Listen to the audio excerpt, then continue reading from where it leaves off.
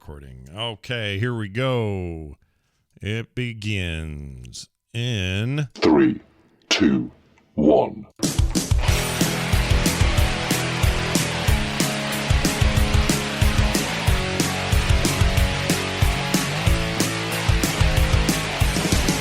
Hey everybody, welcome back to Core.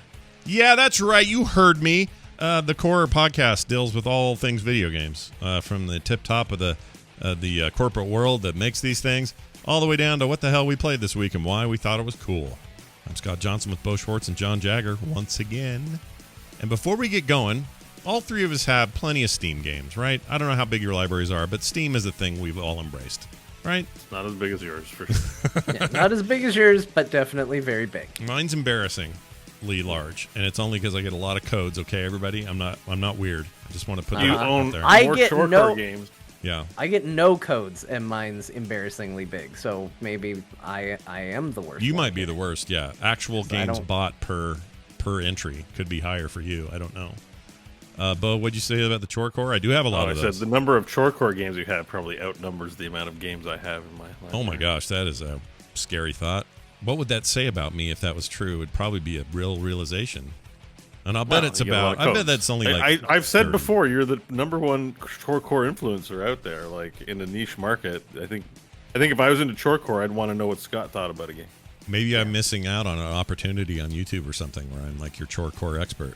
Right? Isn't that why? Maybe I could do that. I don't have an extra day with like 12 more hours of work time, so forget it. F it. It's not happening.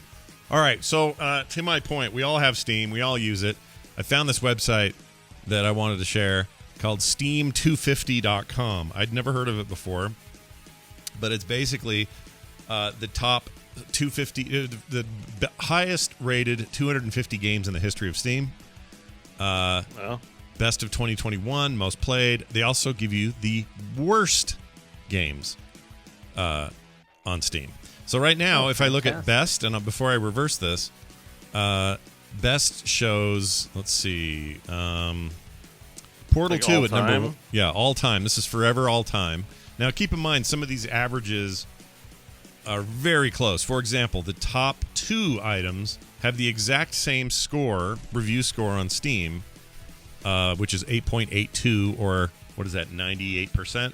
99%? But whichever one just edges just a few more reviews in one direction or the other, they account for that and put them ahead. But on the whole, these are very close to each other. In fact, this entire first page is 8.82 down to 8.5, and then it starts to get real big, this list. Anyway, Portal 2, Terraria, and Richard the Witcher. Richard, the Wild Runt. The Wild Runt. Richard the Wild Runt finally made it onto the list. No, The Witcher, Wild Hunt, Witcher 3 is there, and Hades at number 4, Stardew Valley at Hell yeah. 5, Factorio, and down the list we go. Euro Truck Simulator, man, number 6. Yeah, right? That's I mean, the ratings are insane. Now, obviously, you have to take in mind, like, this doesn't mean a genre, even if it's in the top 2, you may not care ever what Terraria does, but the people who do care, they rate it very highly. So, just knowing that. All right, so if you look at it from the score, let's see, can I swap these? Yeah. Oh, wait, I just looked at this. There's a way to swap these to see the worst. If you go to rankings, there's a bottom 100, although I'm a little surprised by it because there's some games on here that I would. Oh, well, hold on. Tell me where do you It's click? the best 150 with sexual content. Awesome. Oh, see, Bo? Well, look what we did. Bo's already got it. He's like, well, I've already found out how to properly use this. Here it is. You're right. Bottom, under rankings, you're right. There's a bottom 100. So right now, and this is just in, game came out yesterday. Okay? Yesterday, this game came out. It is at the lowest Steam level of all time, the most hated game on Steam ever, at 8% or 0.84 of the votes in the score. eFootball 2022. Oh my god! Now it sounds bad on the face of it, but this is actually a known quantity that got really royally screwed for the fans this year. This is Konami's football or soccer game that was always called Soccer. What is it? Oh shit! I never played it. But whatever the old one was called, they changed the name. This would be like FIFA going, okay, our new soccer game is called ball.com or whatever, right? And Ball.com is a better name. Is it? I don't know. Yes. Maybe it isn't. But I would probably buy ball.com just on accident and go, shit, I got FIFA. Yeah. A name like that, I bought it. Yeah, it's cool though because that thing on Twitter where you see this just review bombing going on from the fans. I don't know if they're just bombing or if they just hate it, but that immediately put it in first. Then you got a game second to last, Flat Out 3, Uriel's Chasm, which sounds like where's your penis? Yeah. Let's see, Command & Conquer 4, Tiberian Twilight. That was a pretty bad game. Came out in 2010. Kinetic Void, Space-Based DF9. Now that's interesting because Space-Based DF9 was a Telltale, or no, the Psychonauts people. I can't think of their names. Something Tales of the Thing. We make Tales. The guy has usually been out in public talking about games. Tim Schafer's company, Double Fine. Double Fine. Jeez Louises. Anyway, that was a game they made and announced and looked awesome. It looked like it was going to be so cool. It's one of these space-based management kind of games, and they were going to put their own spin on it. I love the art style of it. It was happening. And then they just, out of nowhere, dropped it like a hot frickin' rock and never did a damn thing with it again. It was an early access issue, right? Like they just... Oh, yeah. During early access, they just dumped it. And nobody got refunds or anything, so it was kind of weird. I remember that being a real suckfest. John, which of these games you see here that you were like, no, wait a minute, that's a good game? Because remember, these could be victims of review bombing where they're just pissed at something. Well, and that's what I think might happen because it has... according to this, I mean, you look at a lot of these reviews and it's like, it's got 2,000 votes. It's got 9,000 votes, stuff like that. Yeah. This game has 40,000 votes. Oh, my Lord. And New World is currently the 83rd worst game on Steam. Well, if you'd have checked it 2 days ago, its score was overwhelmingly positive. Really low, yeah. And would have been somewhere in the top 100. So I'm glad you brought that up because look how the system can be tweaked, right? This is more interesting from the long view of games that came out worse, did well enough or were playable, whatever. They weren't in early access when they went away. And you can kind of get the long tail on something like that and say, oh, okay, interesting. It came out in 2014 and over time, this is how it did. Some of these you can't trust. Like there's no way you can trust that one for New World. That's ridiculous. Well, I actually think it might be accurate. It's not. We'll get into that later. We'll get into it. You can't look at something in the short that's only been there for a week and right.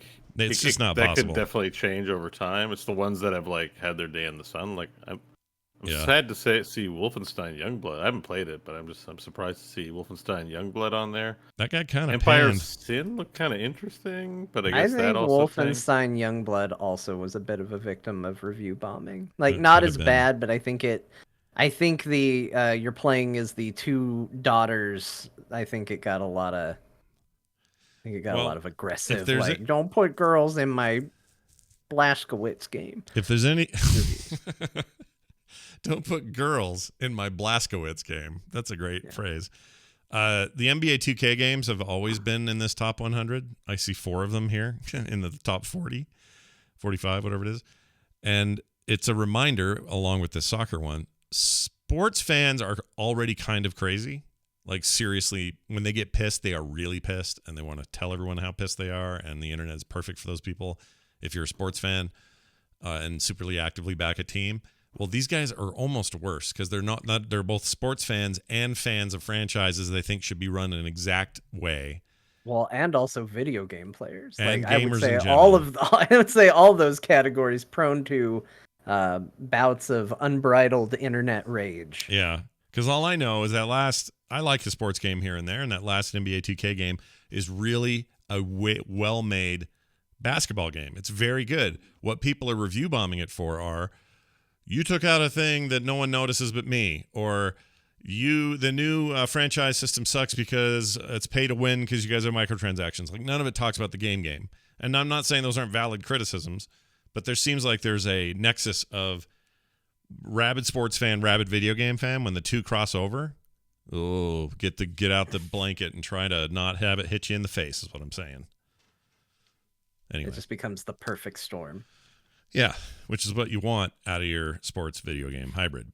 Anyway, the point is, what was my point? The point is... it's a great tool. Yeah, it's a cool tool. If you learn how to use it correctly. Yeah. And parse the data properly. And you can, if you're nervous, you're like, what about that game I loved in 2013 that now nobody talks about or thinks I'm crazy? Go search for that game and it'll tell you where it's ranked. And it's not that, again, I wouldn't put anything to this other than data is interesting, right? All those reviews represent actually a ton of stuff on Steam is fascinating in an aggregate form. Take out that data, make a cool graph out of it. And you're like, look at that. Freaking. I don't know what this list. You know what the number 5 in the top sexual 150 games is? No, please tell me. Resident Evil Village. Oh. That's what I told you guys. I told you guys that game got classified in that category. And it started because I played that game so much, I started getting weird recommendations. I told you, I don't know why it got labeled as that, but it did. Because big lady. Because a big lady. Look, tall women doesn't immediately make them sexual. Big lady gonna sit on you. There's some people who would argue with you, John. For me, I would agree. I agree. I'm not saying you can't be into it. I'm just saying it doesn't by default make it sexual. Yeah, no, you're right. I mean, I think it's weird. I haven't played it, but Resident Evil seems like a legit game to me. I think it's a weird categorization. Yeah, for sure. There's also a cool thing here where you can just do a ranking on. Well, they call it hidden gems, and it's basically a bunch of low-profile games that reviewed really well and people maybe missed. So that's even a way to find a game you're looking for. But what do you guys think of the top? Let's see, what is this one? This is the top most reviewed games of 2021 thus far. What would you guess would be number one? Oh, the most reviewed? Yeah. Don't without looking, obviously. I almost clicked. I would. Man, people wouldn't shut up about Valheim. I feel like that's a game that would get on there somewhere. John is plugged into the zeitgeist. He's got a 1,000 base T connection. It is indeed Valheim. Is it really? Yeah. Is it number one? It's number one by a bunch. 270,767 reviews. Boy, that tells you how many millions of copies that sold. The next one to it is some Japanese, it's an RPG or something called Tale of Immortal. They came out in January. That has 112,000. The third one. What the hell is the third one? Muck. Oh, Muck is it's a really goofy survival game. So, by goofy I mean the graphics are just kind of wobbly noodle men, and you're not realistic at any form of realism. But you run up to a tree, you chop it down, you use the wood to make a thing, you make a fire, you make a camp. People destroy your shit. It's one of those. It's like Rust for low def. Some of these lists suck. Like Top RPG is also Terraria. Oh, really? Oh, see, that's because again, it's how they categorize it. So, yeah. I mean, I find the data is revealing in lots of ways, but one of them is that the Twitch or the Steam categories kind of blow right now. They're not accurate. Anyway, it's true. But looking at overall popularity, it is nice to see if you're like, I'm going to spend some time playing a game. Yeah. What were the most what are the quality games? It doesn't mean you have to play them all, but you can shop from amongst the best. Right. Forza Horizon 4 did really well. That was this year. Total Accurate Battle Simulator. Resident Evil Village was number 6. Subnautica's Below Zero, number 7. 8, Hell Let Loose. That's newish. In July, I guess. And then Dyson Sphere Program at number 9. That came out in January. And then Outriders. Remember Outriders? Yeah. Oh, and then number 13, New World. So, again, we're crossing all our data over here. It's pretty cool. Yeah. All right. Well, anyway, it's out there for the checking out if you want. Steam250.com. I just thought it was cool, and that people at home might like it. Okay. Let's dive into some of the stories today. New World is out, as we mentioned. We'll talk a little more about it when we talk about what we played. And then tomorrow on the Instance, we will talk a lot about it because it's our main topic tomorrow. So tune into that. Anyway, seems really popular. People who want to try a bunch of MMOs and see what's new are loving this game. Some are noting that it's extremely stable in-game, although you may be in a queue of, I was up in a queue of up to 3,500 people yesterday to get in. There were some servers, East Coast servers were reporting 21,000 or something at one point. So they had to add a bunch of new worlds over there, and they are adding them like crazy. It's one thing to say like, oh, there were really long server queues. That's, but that's not a server issue. That's just, that's a popularity issue. The thing that I've been shocked about this game, and probably one of the, if I was Amazon, I'd be sitting back and going, look at us, everybody. Look at how good we are. Yeah. Is how stable. I've never seen an MMO launch as stable as New World has been. The only story that has really been happening has been, server queues are bad. Right. But that's not because the servers are crashing or there's server problems. It just means there's a lot of people playing and not getting booted out and not having problems, and a bunch of people waiting to get in. Yeah. I don't know. That sounds like the kind of thing we should be review bombing a game for. Oh, all right.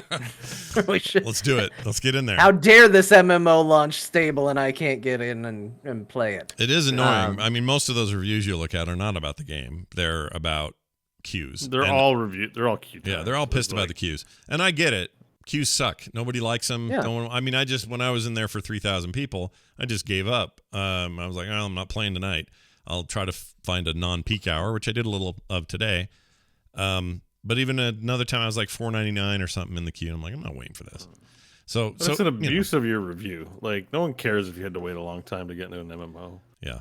Like, it on day one. Right. If it's it's an MMO, like MMO players are generally MMO players, so they should know. Like, who doesn't know this shit? Like, I don't understand who's review bombing. Like, not that they're deliberately saying let me review bomb, but they're like, I'm going to use my review, a sacred area in which I can tell others whether this game is worth playing or not, and go, me can't get in game. Well, they don't see any of that as sacred. Dumb. That's the problem. So stupid. They don't see any of it as sacred. First of all, and number two.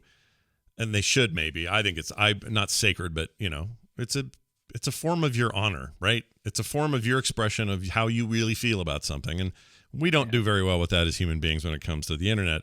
So when somebody goes and review bombs, I used to think it was just because a lot of them are just thinking the same way. And as it turns out, this is mostly like armies of Discord channels who plan this. Brigading. Oh yeah. So, like, they'll be all together in this Discord channel, yapping and schmapping. I was on one once just as a pure curiosity, and it kind of freaked me out. I got out of there. But it was just the whole thing was nothing about, like, a justice action squad. Anytime anything happened that they didn't agree with, they would coordinate these gigantic, essentially creating DDoS attacks in some cases. It wasn't just review bombing, but it was like, everyone log in at once, or everyone do this thing all at once, or go to that forum and flood it with spam this guy's Twitch channel, whatever.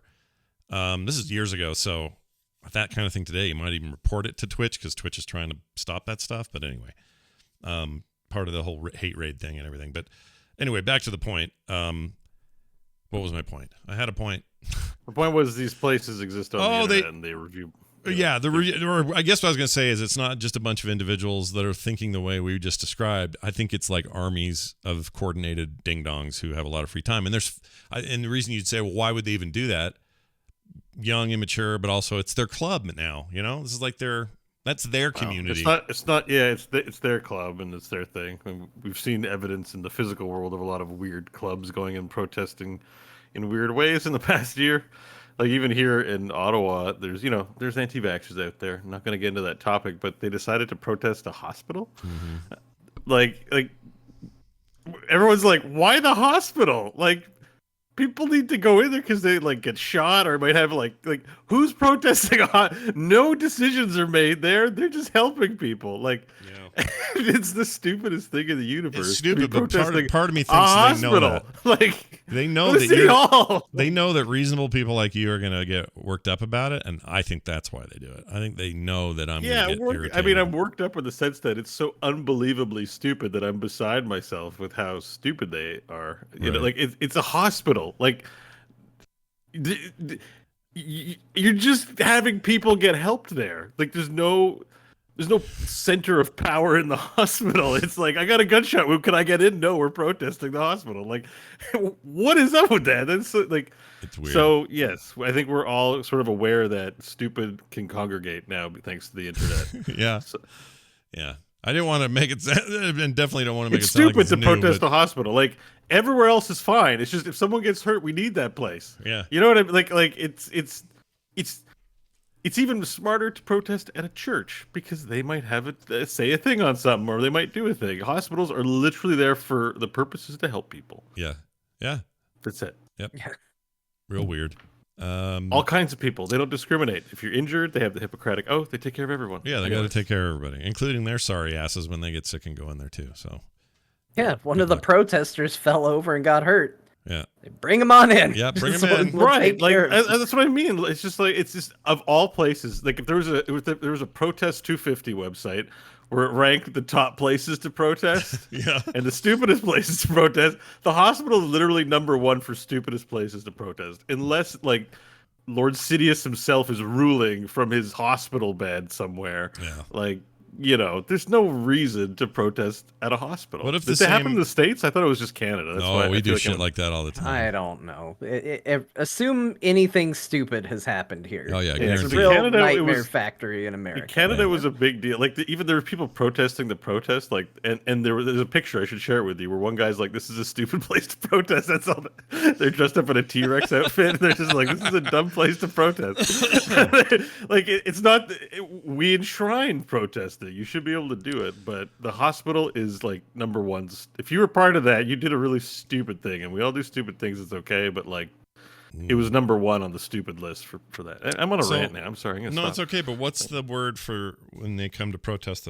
Counter protest. I was just trying to think of the word for it. I'm not even commenting about what it's about. Anti-vax, vax, whatever. Same. Subject aside, totally just the location you chose. Totally agree. This is a logistics location problem, and I agree with you 100%. There's no politics or side picking in that. Everyone agrees. Yeah. Don't do it in front of the hospital. That's stupid. You know where else is dumb? When those Jesus guys would come to BlizzCon. That was dumb. Because everyone's there to play Diablo. Not one of them is going to walk in, stop for a minute, hesitate, look at the sign and go, "Oh, Diablo is the devil. That's it. Gosh. Where's my Bible?" It's not happening. I never put that together. Thank you, sign. But it's not a stupid location to pick. In fact, it's probably pretty good. If you want to find Satan worshippers, they do play Diablo, so yeah, it's okay. It's just so obnoxious. It's just not the hospital. Sorry, I'm with you, dude. I'm with you. Totally agree. Anyway, let's get to this stuff here, or more about the MMO. So, by all accounts, extremely successful on the sales front and pre-sale front. Although I don't know that Amazon's released actual numbers yet. It's funny, they picked their launch day is the same day they announced like 30 new Amazon products. So it was kind of a nuts day across that thing. The biggest complaint people seem to have, and I think this is an interesting little, I'm going to call it a fallacy. Let the emails roll in. It's fine with me. Be happy to deal with them. And I'm not an Amazon apologist for all the other reasons that Amazon's a weird giant company that, pulls a lot of weird stunts. Not saying that. What I'm saying is, what was I saying? I was saying, what is wrong with my brain today? What was my point? I had a point. I don't know. Shit. You weren't to it yet. I wasn't to the point yet. Oh, they had their launch day. It sold really well. The big complaint people have had is, again, here's the fallacy, right? People say, hey, Amazon, you're AWS. You run the world's largest backend, basically. You're the biggest cloud provider, web storage provider, CDN supplier, whatever, all of those things, you're the biggest. And you can't have this thing up enough for more players than they can get in now. Like that's been the big complaint. Yeah. And I actually think it's misplaced because I think so too. I don't care who you are or how big you are. And this has been proven over and over again. Everyone always goes through this. The capacity you think you need is never what you think you need, either on the high end or the low end. You do the best guessing you can, but even with infinite servers, you're still not ready for 50,000 people per server knocking on your door. It just isn't plausible. So you're like, well, wait, they're the big. Yeah, guess what? Walmart's, or let's say Home Depot's the biggest home improvement place. But that doesn't mean I'm going to go in there and say, you guys, you're the best at this, so how come my uncle's doghouse fell apart 8 states away? Like, it doesn't make any sense to make the comparison. It's a dumb argument. I know it's fun to hate on Amazon, and I love doing it too, but I prefer to do it for real reasons. when I do It's it. any online service, anyways. The player numbers are going to drop, and it costs money to run those servers. So if they overinvest and no one shows up, they've just blown a ton of money deploying those services. So they're actually better off guessing under. And then, I'm sure they had a contingency plan to get some more lit up. And if even that wasn't enough, they're going to turn them on, but they're not going to need them forever. Like, they're going to need whatever the initial launch hype is going to be what it is, and there will be player drop off, and then they'll stabilize. Yeah, even if it continues from here forward as the most popular MMO of all time, there's always, Bo's 100% right. There's always drop off. Ask anyone who's in games. That's what happens. And when that drop off happens, you don't want to be stuck with $400,000 worth of server equipment in 5 states to cover the states or whatever. And I'm not even mentioning worldwide. If you're only going to need 25% of them in a month, and so there is the optics of it. Where like, this game doesn't run, but like, it's like if you live in a town and at first you get your first McDonald's ever, and they open like one the size of a football field because everyone's excited for day one. It's like, they're not going to need one that big. Yeah. They need a normal size McDonald's in your town. Right. And if everyone goes to it on day one, and you're like, we couldn't get a burger, it's like, well, tough shit. Come to the next day. Yeah, it's the best you can do. Yeah. That's a great example. This Raising Cane's place, the freaking chicken place that everyone thinks is, I don't know, Orgasm City. I don't know what's going on over there. The sauce is good, I'll give you that, but the rest of it is very good. It's like, good. It's fine. It's good. Look, as chicken strips dipped in a thing go, they're fine. All right? Sauce is very good. They're so popular here. Just nonstop traffic, people just coming and going, and everyone's mad that they can't do it quickly. Would you say to them, I can't believe one of the biggest chicken restaurant entrepreneurs in the country can't get it right on launch day on that one street in that one neighborhood? Like, I know they're different cases, but it's not that different of a thing. And if Amazon invested infinitely in capacity, that's a losing proposition, even if you say, well, Amazon makes $30 trillion a year. Fine, but they're still making business decisions internally that don't just say, whatever project it is, sky's the limit. Throw as much money as you want at it. By all means, we don't need a budget team. We don't need anybody to do anything. We don't want anybody to wait 10 minutes to get into their video game. So however many millions that costs, just do it. Just go for it. Yeah, if you're on the side of it was a shit show because you had to wait, like, honestly, you're kind of part of the problem. Like, I am not, as we will find out, going to be an apologist for New World, but, like, it is awesome how well that game launched. And Amazon, as far as server stability, did a great job. The problem is that if you launch with 500 servers, you're still going to be confined to people going to the same place because they want to play together. What they have done is they did a smart thing. They said, let's launch with this. Let's get people in. Let's see where it is. Let's build up as we go. And one of the things I actually really appreciate that the game does is when you pick your server now, I got right in. It wasn't hard. I just wasn't precious about what server I joined like some people. Same. I went to one that was low pop and it says how many people are in the queue. And it said 0 and I clicked it and I played the damn game. It was super easy. Also, it wasn't difficult at all. Yeah. And you know what? If I wanted to play with someone, it tells you that, hey, if the day comes where we shrink the servers down and merge them, they tell you which servers are going to get merged together. So if I had a friend on server A and I was like, that's the server I want to be on, I can go find a low pop server that's going to be eventually merged with that because there will be drop off and join there. Yeah. It's not a big deal. Mm-hmm. You had to wait for the game on launch day. Welcome to the way video games work if it's an online game. Yeah. Like, you're not giving anybody any news. The news is the servers stayed up. The news is you could, once you were in, play the game on day one, which is impressive. Yeah. So shut up. But, like, if this was even a new World of Warcraft expansion, you wouldn't even have been trying the game until like 3 p.m. despite it launching at midnight. Like, it just, that's the way it goes. Yeah. So I agree. Honestly, I think people have just found the one thing they can glom onto to be upset about. and have really acted like it's the biggest deal, and it 100% is not. And how annoying is it if you're a game developer, you're working for the studio that Amazon bought, but it's still a game studio. It's being run, semi-independently. It's like Sony buying a studio or Microsoft or whatever. It's sort of like one of those deals.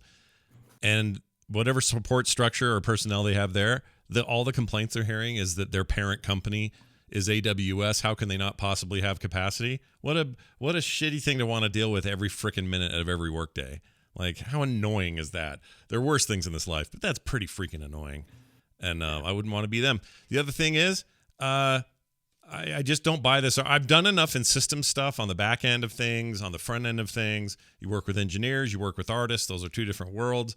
I've done enough of this over a long period of my life with various jobs and stuff where I just know it doesn't matter how much capacity you have. It won't be enough, or there's situations where it's not enough. And we see those happen with all other kinds of things in life.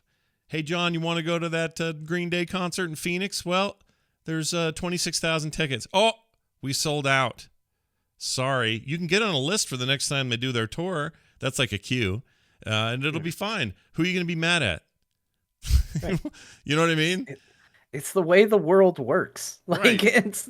It's not news. This isn't new information for all of you. Yeah. Like, I would say if it's a week and you still can't get in, that would warrant a negative I agree. review. But a that's few days of trying. Like, we got to give them for time. sure. It's irritating. You want the service to be out, but like John said, there's a lot of factors. You could be trying to play on a crowded server. Yeah. You need to go to an empty one.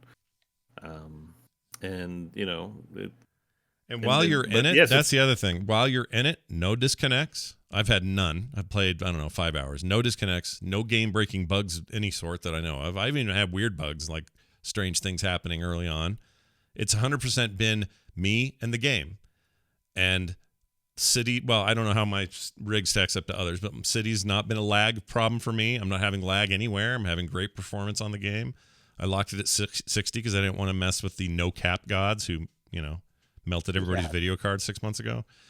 But all that being said, like what they pulled off, and again, I don't know what's in the next 100 hours of that game. So maybe they pulled off an amazing first 25 levels. I don't know. Maybe. I don't know. But all I can tell you so far is this feels like a polished game. Once you get into it, having to wait to get into it does not mean it's a crappy game. It means there isn't the capacity you want right now. That's it. That's it. And it'll get figured out. And guess what? I think it already has, because I wanted to play today, and I was in a queue of one person when I logged in. Yeah. And it took a minute. Yeah, mine got in quicker today, too, which is why I played before the show. I'm sure they'll sort it out. They want people to play their game. I'm sure they'll sort it out. Now, we'll get to what John actually thinks of the game. Yeah, it's not going to be as glowing. Yeah. If you wanted me to say something bad about New World, get ready. I'll talk about it. And don't worry, I will probably counter a lot of it. But I it. do think anybody that's like, there were queues, are being a bit unreasonable. Are we waiting the nice way I'll say it. Yeah. Are we waiting for what we played to talk about that? Yeah, we'll hold it for now. A lot of people asking me if I play it, and I've been passing, but then I see its popularity, and I'm just wondering, like, oh, maybe I should play. I don't know. I've been playing it, and I bet I differ from John on a bunch of points. We'll see. Are you positive about the game? I'm pretty positive about the game. We're going to differ on a lot of things. Okay, yeah. We'll say that. I'm actually quite positive on it, so we'll see what happens. It's just because you can't play an elf, right? That's your problem. That's the whole deal. Boils down to that. We'll get to it. Because he can't play an elf. Yeah, well, he plays like a cat girl. It's not that kind of MMO. Were you a cat girl? Was I one or Bo? John? I've had a cat girl in. But Final your main Fantasy. Character was just a Hume, right? My main character was. Now I'm on my second character, which is an elf. No, okay. So I can only go so far with that. Real quick, I think this is interesting to note this before we move on. Ziggurat says the main thing with the stuff with the server issues is, can you play it? If you can't play it, it's not good, and that's not on you. That's not your issue. That's their issue. Meaning, in this case, Amazon's issue. If you can play it, but you can't play it on the specific server you want, that's not ideal. But that's a hardware limitation. The tech still isn't there when we have thousands of people within 3D movement and animations, collisions, etc. I agree, Ziggurat, but to your first point, of course it doesn't look good, and it is 100% not you, the player's problem. That is 100% Amazon's problem to fix so that you're happy. True as the day is long. However, it's always been that way, always will be that way. I just don't know why we get worked up about it now. It shouldn't be a shock. And there's no capacity high enough to make you happy. We couldn't get worked up about the other things. We couldn't get mad that the servers were unstable. So right. We got to be mad about this. Okay. Sorry, moving on. Where the hell were we before? Oh, we'll talk about it. Is what I said, right? Yeah. We'll talk about it later in the what we're playing things. All right, cool. Potion craft, I think. Yeah, potion craft. I played a lot of, and I remember you talking about it last week. Yeah, it's a very cool headline. It's a cool concept.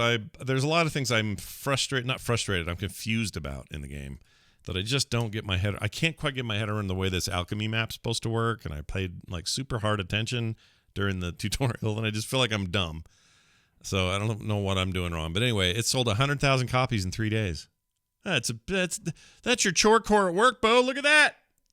I mean, it's quite a time we live in. Like, I would say the art's very beautiful, but, it's just, I guess if you're making a game with this, you probably need to have a reasonable expectation about the kind of sales you're going to make off of it. And I'm just like, oh my God, I'm blown away. Like, that's... $1 million in sales, right? Like, how much is it American? It's like 1749. So like, it's 1.5 million in sales. Yeah. For what I assume is probably a pretty small little studio. So good for them. And I guess that's why they make little games like this. Yeah. But anyways, it's a real testament to what a killer art style and concept can do for you, because. Like I said, this was almost a Dear Martha review game the other day. Yeah. And the reason I was even looking at it was I saw the art style and I went, oh my gosh, what is that? And I pulled it up and I looked at it and I was like, this game looks amazing. This game looks incredible. Yeah. And I was sold on it from the art alone. I haven't picked it up. I have heard kind of similar to what you said, Scott, which was I didn't, it maybe isn't the best game in the whole wide world. Yeah. But again, I think that's a testament to people want to try some like weird concepts, and people want to try something that's new and different or a twist on an old take. And then this game just looks polished as hell. Like you look at it and you just go, oh my gosh, this just has an amazing style. It's easy on the eyes. It's exactly what you want if someone was like, hey, you're gonna play a game that's potion crafting and it's not bad 3D Studio Max models and awkward animations. Like, it actually has some damn art behind it. You're like, oh, this is nice. I'm gonna sit there and play the hell out of this. It's one of my favorite looking games of the year, no question. I really like how it looks. And it's fun. It's actually fun. I just don't think I understand the map thing. And anyone who's played it, you know what I'm talking about. It's kind of obtuse and ambiguous in a way that's, I don't know, harder than it needs to be, I think. Or I'm doing it wrong. And it's entirely possible that I am. Every time I do it, I'm like, I think I did that wrong. Or am I doing this right? And I don't think you should feel that way in a game, but maybe it's me. I don't know. Gleefully admit someone in the chat says maybe it's supposed to be confusing because alchemy should have mystery. I kind of like that idea. Like, well, I think that's what they're doing, and it's got a 87% chance it's going to do what you want, and the rest is what'll happen. That's what's happening in this game. You've just described it. It's this weird bit of experimentation. My bigger question is kind of mid game now that I've revealed most of this map. That what am I supposed to do with the map? Because it feels like I'm not doing it right, but. When you put some ingredients in, let's say you put some stuff to be milled up in the mortar and pestle, is that what that's called? Yeah. Okay. Yeah. When you put that in there, it shows you on this map your little vial in the middle of the screen, and it shows this like direction, these like dotted lines about where you can go, and it's based on what ingredients you've used so far, and whether or not you're chopping them up or throwing them straight in or stirring it. Like, these actions create either movement or more movement with your weird map. And it's just kind of just conceptually, like, part of me is like, oh, it's like mystical. I don't know where this is going. Oh, it turned into poison. I ruined the whole thing. I have to throw it out. Try next time. There's a really cool aspect to it. But right now I just feel a little directionless on what I'm supposed to do with that map now that it's like revealed the way it is. So I don't know. It's pretty neat. It's very cool. Well done to those guys. Blizzard finally told us why they're changing a bunch of content. Fruit bowls instead of half-naked ladies. We talked a little what bit did they about this. say? I think it might have just been on a pre-show, but we talked about a lot of the censoring that has been data mined for the upcoming 9.1.5 patch, which has everybody talking about it. Everybody's got an opinion on it. Yeah. The notorious one we talked about was changing a scantily clad, low-res lady laying on a couch to a bowl of fruit. Yeah. That's the funny one. That's the good one. But there's a lot that aren't quite as funny or meaningful. But right. They put out a letter and basically explaining why they made this decision. And I think more importantly, one of the nice things that they did that I actually really respect is that they made it clear where they're kind of drawing the line for editing this content. Yeah. Regardless of where you come down on your opinion of the changes. Yeah. It's very easy to see changes like this and fall down the rabbit hole of, well, what's next? Are all of our cool transmogs going to get changed and, it's going to be stupid now because you guys decided nobody can show any skin? Like, it's very easy to make that argument, especially when you have no idea what they're going to do. And what they did was say exactly that. They're like, hey, this was an internal thing. We took a lot of feedback from people on the team on things they think should change. And these are the ones we're making. We're not making any changes to the gear or the ways players can customize themselves. And this is what we've decided to do. So again, regardless of how you feel about the changes, I appreciate them finally being a bit transparent about it as to especially where they're drawing their line on what we can expect going forward. There's a paragraph in here in particular that I really like. It says, in a game that has thousands of art elements and a word count in the millions, we recognize that these updates will amount to very few total changes overall. Nonetheless, we believe these changes are worthwhile. World of Warcraft is meant to evolve over time, and every day new players from every walk of life and every corner of the world experience our in-game content for the very first time. As a team, we want the world that they see to stand as an expression of our talents and principles. You can read that however you want, but as I did early in this process, even when the funny fruit thing happened, I have always maintained on the back end anyway, that I think this is fine and might be the only way certain people get to make a difference at Blizzard right now within that team. And if this is the only way they get to do it, I don't want to take that from them. But I also appreciate Blizzard's willingness to, or at least the Warcraft team. I'm grateful they're willing to just sort of explain what they're doing and why they're doing it.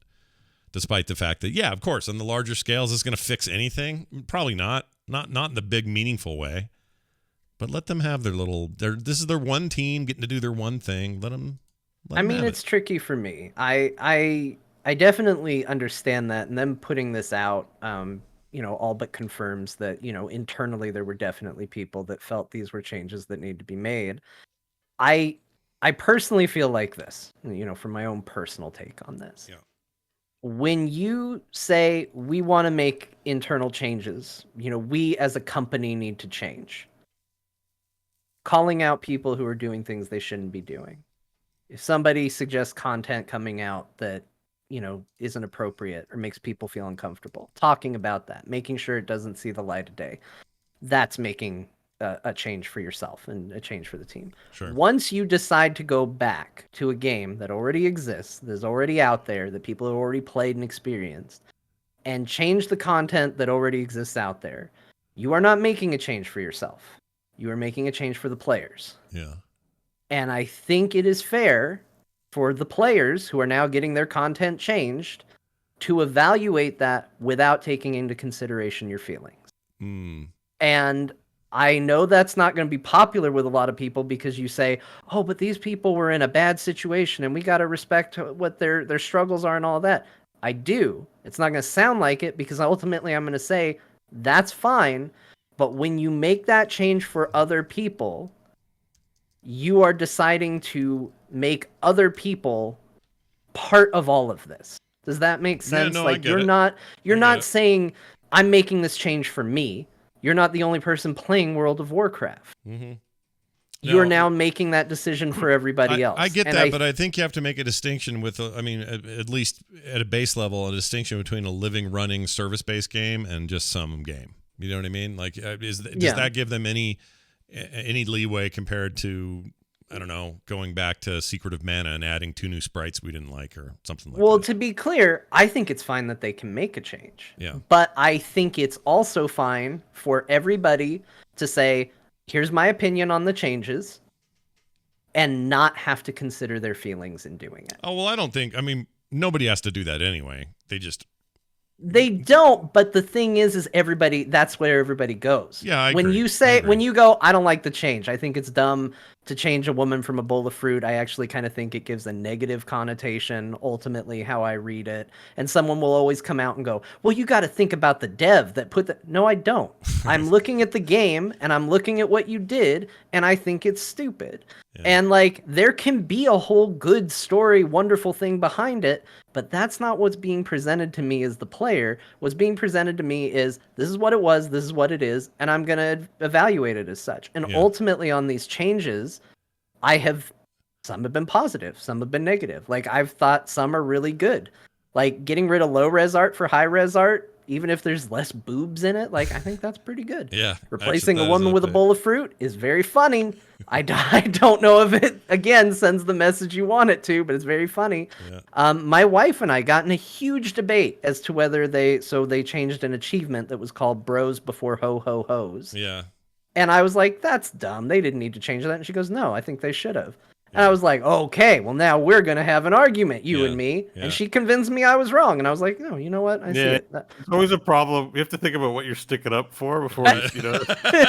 You're like, I agree. I'm on your side, but then you're like, I don't know. I don't really need to be the one. I'm not going to be the person. Achievements are all a bad idea to begin with. Yeah, that would be my thing. Like, it's a hot take, by the way. This has nothing to do with anything. Yeah. I think the point is, like, it's fine. They're like, we want to take the company in a more family-friendly direction. Some of you guys aren't going to like it or understand it or whatever. We don't care. We're making those changes. And then you as a consumer go like, okay, this place is whack. I'm not coming here anymore. That's your prerogative. Yeah. No, that's exactly right. But it's got nothing to do with anything.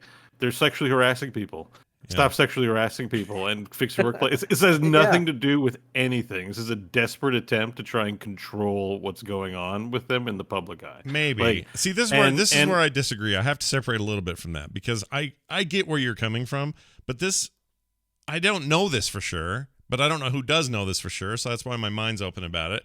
I don't know what this messaging is or who this messaging is really from. Is this a coordinated, all right, we'll make sure you approve this with everybody and it sounds like we're really doing well with our harassment situation? Or is this just the WoW team saying, well, this is why we're changing art in the game and we're doing it and why we're doing it? And we, is it that and not an attempt to do that? I don't know. There's probably some committee shit going on. Like, okay, everyone, let's sit down. Let's talk about all the things that have gone wrong. And they're like, well, we can fix that. It probably comes from a good place of positivity with a bunch of people in a big corporation working together, trying to get along and be cool with everyone. Like, I agree with Scott that it's probably a sign of things that are positive. But the simple fact remains is that all these companies put a nice, shiny outward veneer on their work life. I was really sold on how great of a place Blizzard is to work. And maybe it still is. I still see people who work there conversating on Twitter and being like, this is awesome. But it really overshadows everything else in this context. Now's not a good time to make these changes, or it just seems.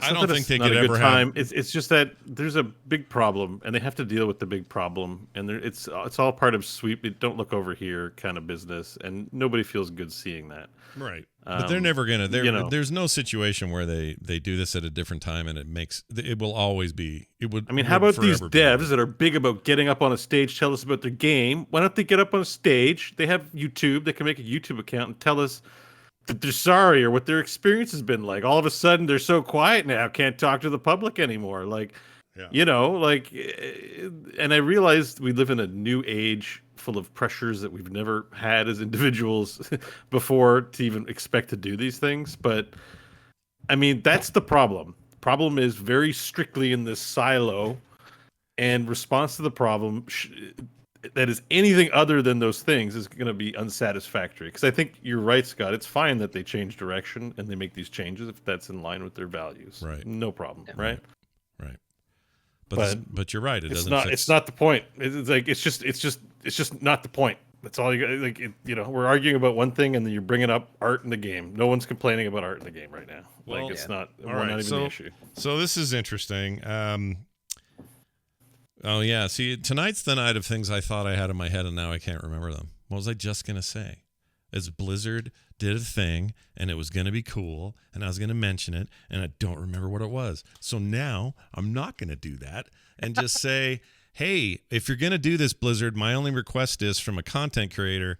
Could you do more stuff that's just as weird and funny as putting fruit in place of a lady? Because that's I will say this. Another thing that came out is that they were going to add incubi to the game, so that it wasn't just it's just naked lady succubuses running around. Like, now there's going to be male incubi running around.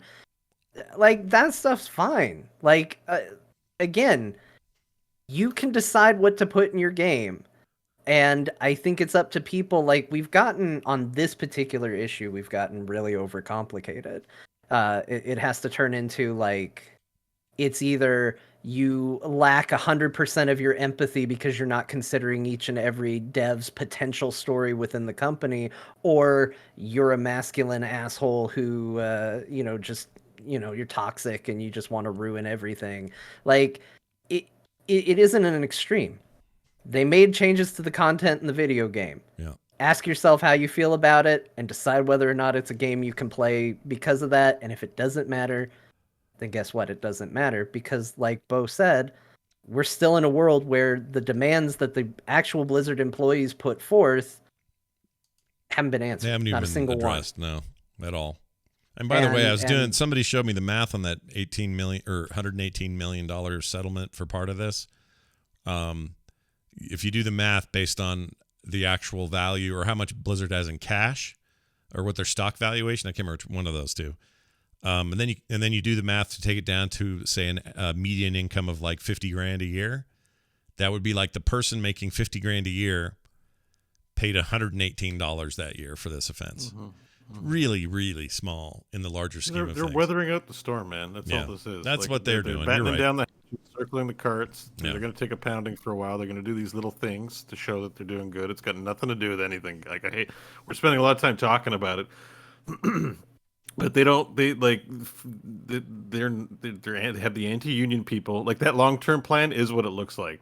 That's why I say it's a toxic relationship. If you believe in, like, good workplace rights, equal rights, probably you need to leave. Sorry if it's your dream job, but dreams get broken. You've realized the person, your hero, turned out to be just a human being and shitty. It's a trope in films and people meeting their heroes. Like, it looks all bad, and I don't have, like, they may still make a good game and I may still play it, but, like, I don't have that picture of this company being a paragon of virtue that other people should model themselves after. Not it at all, unfortunately. Yeah. That's just the facts as I see them. So. Nice. Hello, China. All right, moving on. No, that was great. I totally agree with you on that. They will. Oh, I know what I was going to tell you before. You said, why doesn't want to make a YouTube channel or get out and talk, right, and say something? I mean, they probably have a lawsuit, but you know what I mean. Well, there's that. But let's just on the base level.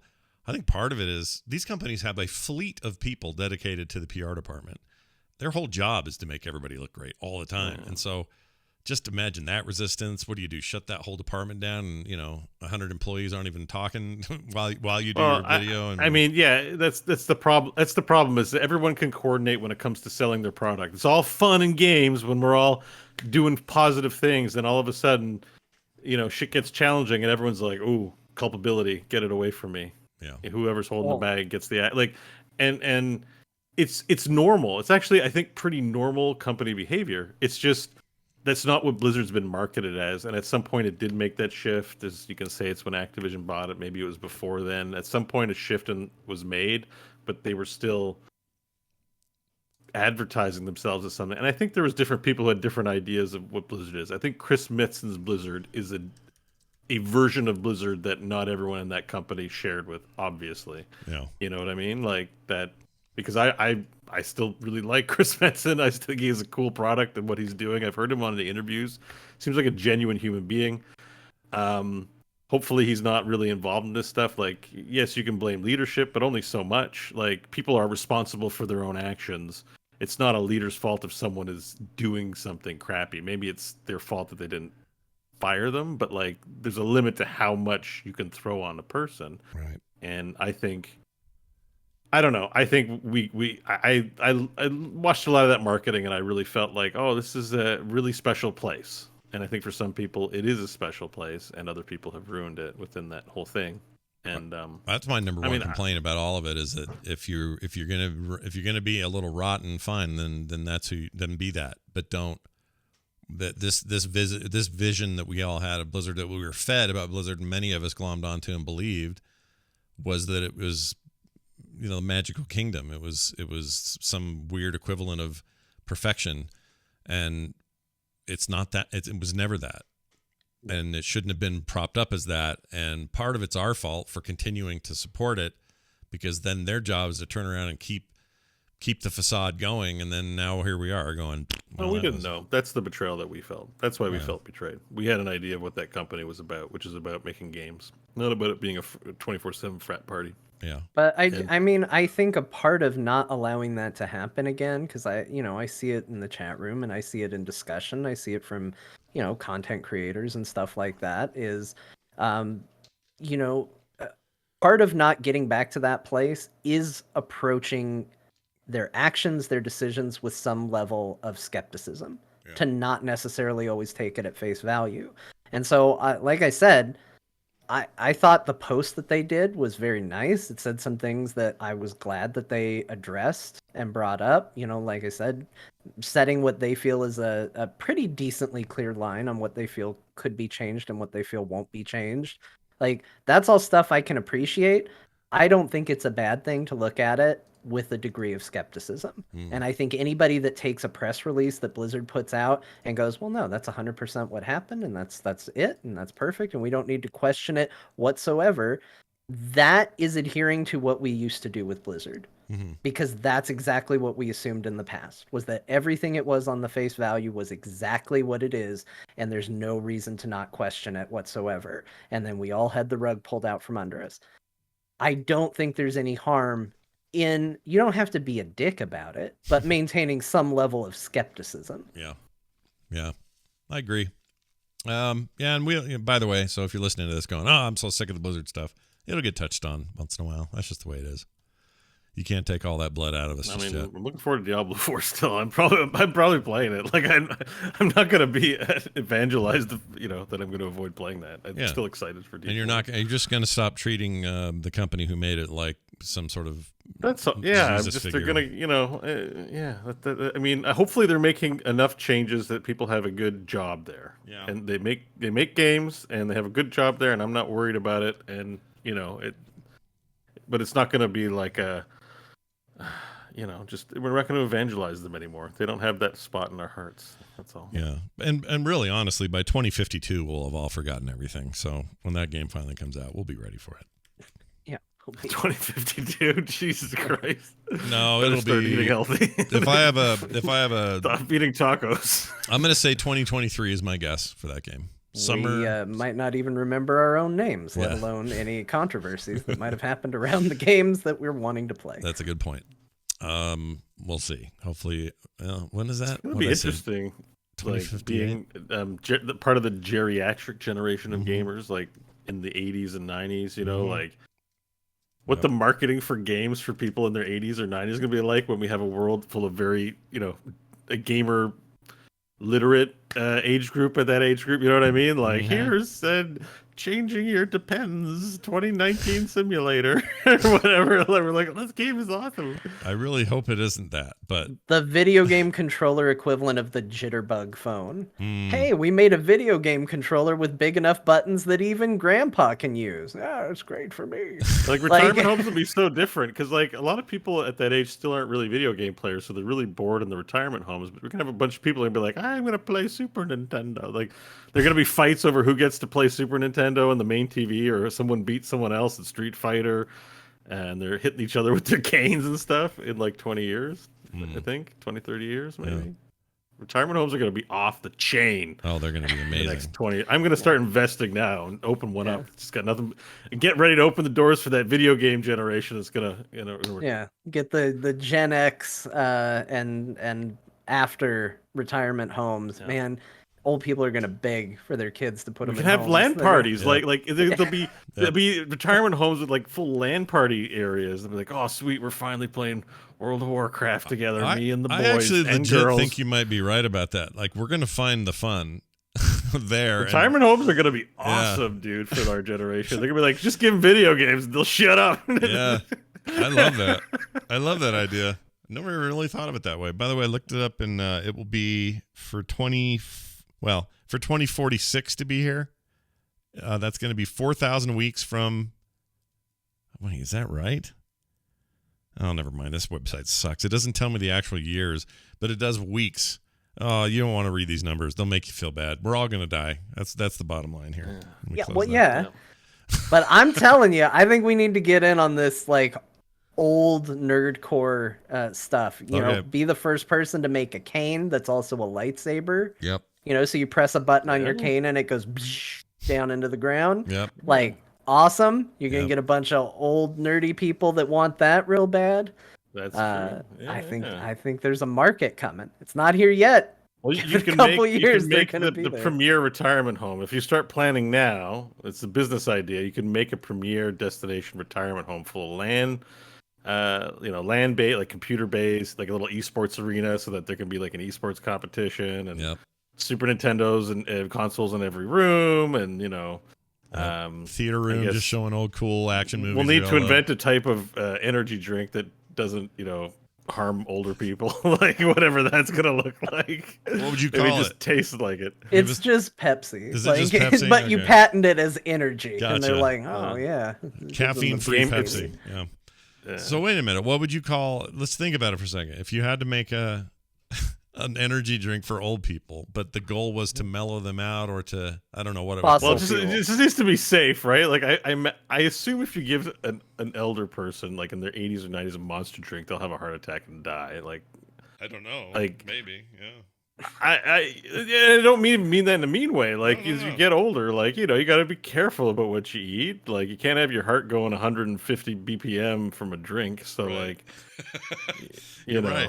You're totally right. So this is what we call maybe it like, call it I don't know, like old something that connotates energy, but like a calm, peaceful energy. Because when you think of like Ensure, right, is like it's got to sort of have like this warm, like Depends, like a supportive, warm name, but also energy, like Motion. Oh no, I got one here. It's you spell olds with a Z. See, that gives it Olds. Yeah. Give me a can of Olds. Yeah, give me a can of Olds. Olds. That actually works, though. Yeah, a can of Olds. Yeah. Think about it. You call it Olds. There's a big Grandpa's purple Z. Olds. He'll be fine. Yeah. Energizer is another good one. Chat room. Thanks for that. Energizer. I think we need to get on this while we're still relatively young, because if I get old and this stuff doesn't exist, I'm going to be so pissed. Yeah. I want a nickname when I'm in an old folks home, and I've already picked it. Okay, so when I'm that old, you guys can call me Dirt Nickel.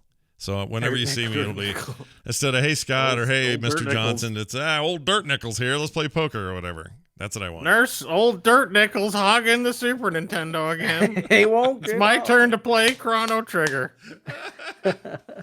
A game that's really hard to take great. turns. I think if you have a nickname at a nursing home, like you're already up there, because your legend will just grow. Yeah, can you imagine if you went to a nursing home and there's just a quiet old man by a window and someone was like, "That's the Hawk." Yeah.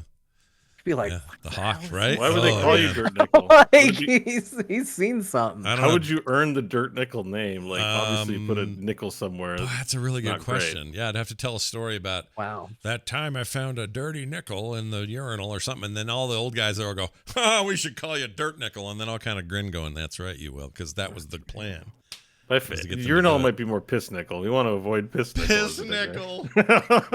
Bo went immediately to like Christopher Walken watch up the ass, like for the story of the dirt nickel. Well, that would be butt nickel, or poo nickel. Poo nickel. By the way, I ran into a player in that game earlier today named Pooper Grabber. Or something like that. Grabber? Yeah, and I got to thinking: is New World gonna have like name moderation? Are they gonna tell people what they can't? I can tell you it doesn't. I had somebody on my Twitter feed show a pretty gnarly one. Really? I don't think I learned that poo grabbing is a real thing this past week. Oh man! Like I like turd burglar, right? But it's funny. It's like, why would someone burgle your turds? But it's kind of horrifying. But it actually exists in the world, like turd burgling. Yeah. And it's horrifying, so I'm going to be semi-serious, but it's still funny. But like in North Korea, they don't have a lot of fertilizers, so they actually force the people terribly. It's a terrible place to turn in poo. They have a quota of poo that they have to turn into the state, like as a person. Yeah. And you're barely eating there, so you're barely pooping. And you have to make your quota of poo, or else you're gonna go to reformation school or whatever shitty consequences. So people will burgle your turds. And I was watching an interview with that's that Yenmi Park or whatever. She was talking about how like, oh yeah, you've got to like make sure to pick up your poo and keep it, because if you leave it lying around, it will get taken. And then you have your quota to make for poo. I mean, I don't know if it was made up or not, but it apparently, so poo grabber and poo burgling is the thing happening in 2021 in the world right now. Great. The more you know. Look how much progress humanity has made.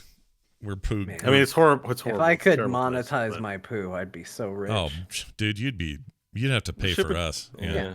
Like, I mean, send an email to the Kims. I'd be like, hey, I can help out North Korea. Just send me a way to get it to you. I'll take care of the country. He's fine. Bo, did you say send a letter to the Kims, like the family? The Kims the Kims family. I don't know much about this. I know they all have Kim in the name. You're right. You're right. I assume that's the family name. They all do. But I could be really wrong about that. No, it's Kim Jong-il. They go with their first name first, or their last name first when they say it. Right. Okay. The Kims. Yeah. My brother Matt's name is Lee Song-soo, and so he comes from the Lee family. So same thing. Right. Okay. So I wasn't off. It would be the family email, not just one. Just in case one doesn't see it, you want someone else to see it. Yeah. I just realized I doxed my Korean brother with telling his Korean name, sort of. No one cares, but somebody out there is going to go, all right, now all I got to do is find his phone number, and then when I do that, I'll call them and pretend to be some Korean, something's wrong with your paperwork, you got to come back to the homeland or whatever, and then scam my brother. You haven't met your quota of poo. Let's go. Hey, where's the poo? Bring it to get here with the poo, they'll say. No, South Korea is not the problem. It's North Korea. Let's be clear. What's a scammer? They're always wrong about what's going on. They don't. Yeah. They're not accurate. I was going for a realistic depiction of a scammer. Sure. Got it. All right. Hey, that reminds me of something that Crofton said once. I'll tell you off air. It really made me laugh, but I can't say it here. All right. Where were we here? Oh, let's talk about this rumor. Xbox Game Pass subscriber rate at about 30 million, which represents billions and billions of overall revenue per year for those guys. Now, this next part I think John wrote. And no, Bo wrote this. I didn't. I didn't add. I think I did all the finding of things. This is amazing. I showed up today and it was full. Okay, this is amazing then, because here I would like to read what Bo wrote. All right, just to play old ass Skate 3 once in a while. It's kind of insane. Bo feels. Hold on. Bo will feel less bad that he is unsubbing now, as he's not using it except for Skate 3. Right, I just put my thoughts down because I have to. I love it. About this. No, I love it. Okay, so are you really doing that, by the way? I love Game Pass. Yeah, like I'm playing. I love Game Pass too. I don't have a bad thing to say about it, except like it's $20 for nothing. Like I'm playing Divinity Original Sin. I'm playing Hades all on my PC platform. I don't like what Microsoft is making 30 times $20 or some variation of a month. Like hundreds of millions a month. They don't need my $20, like, for playing. I can just buy Skate 3.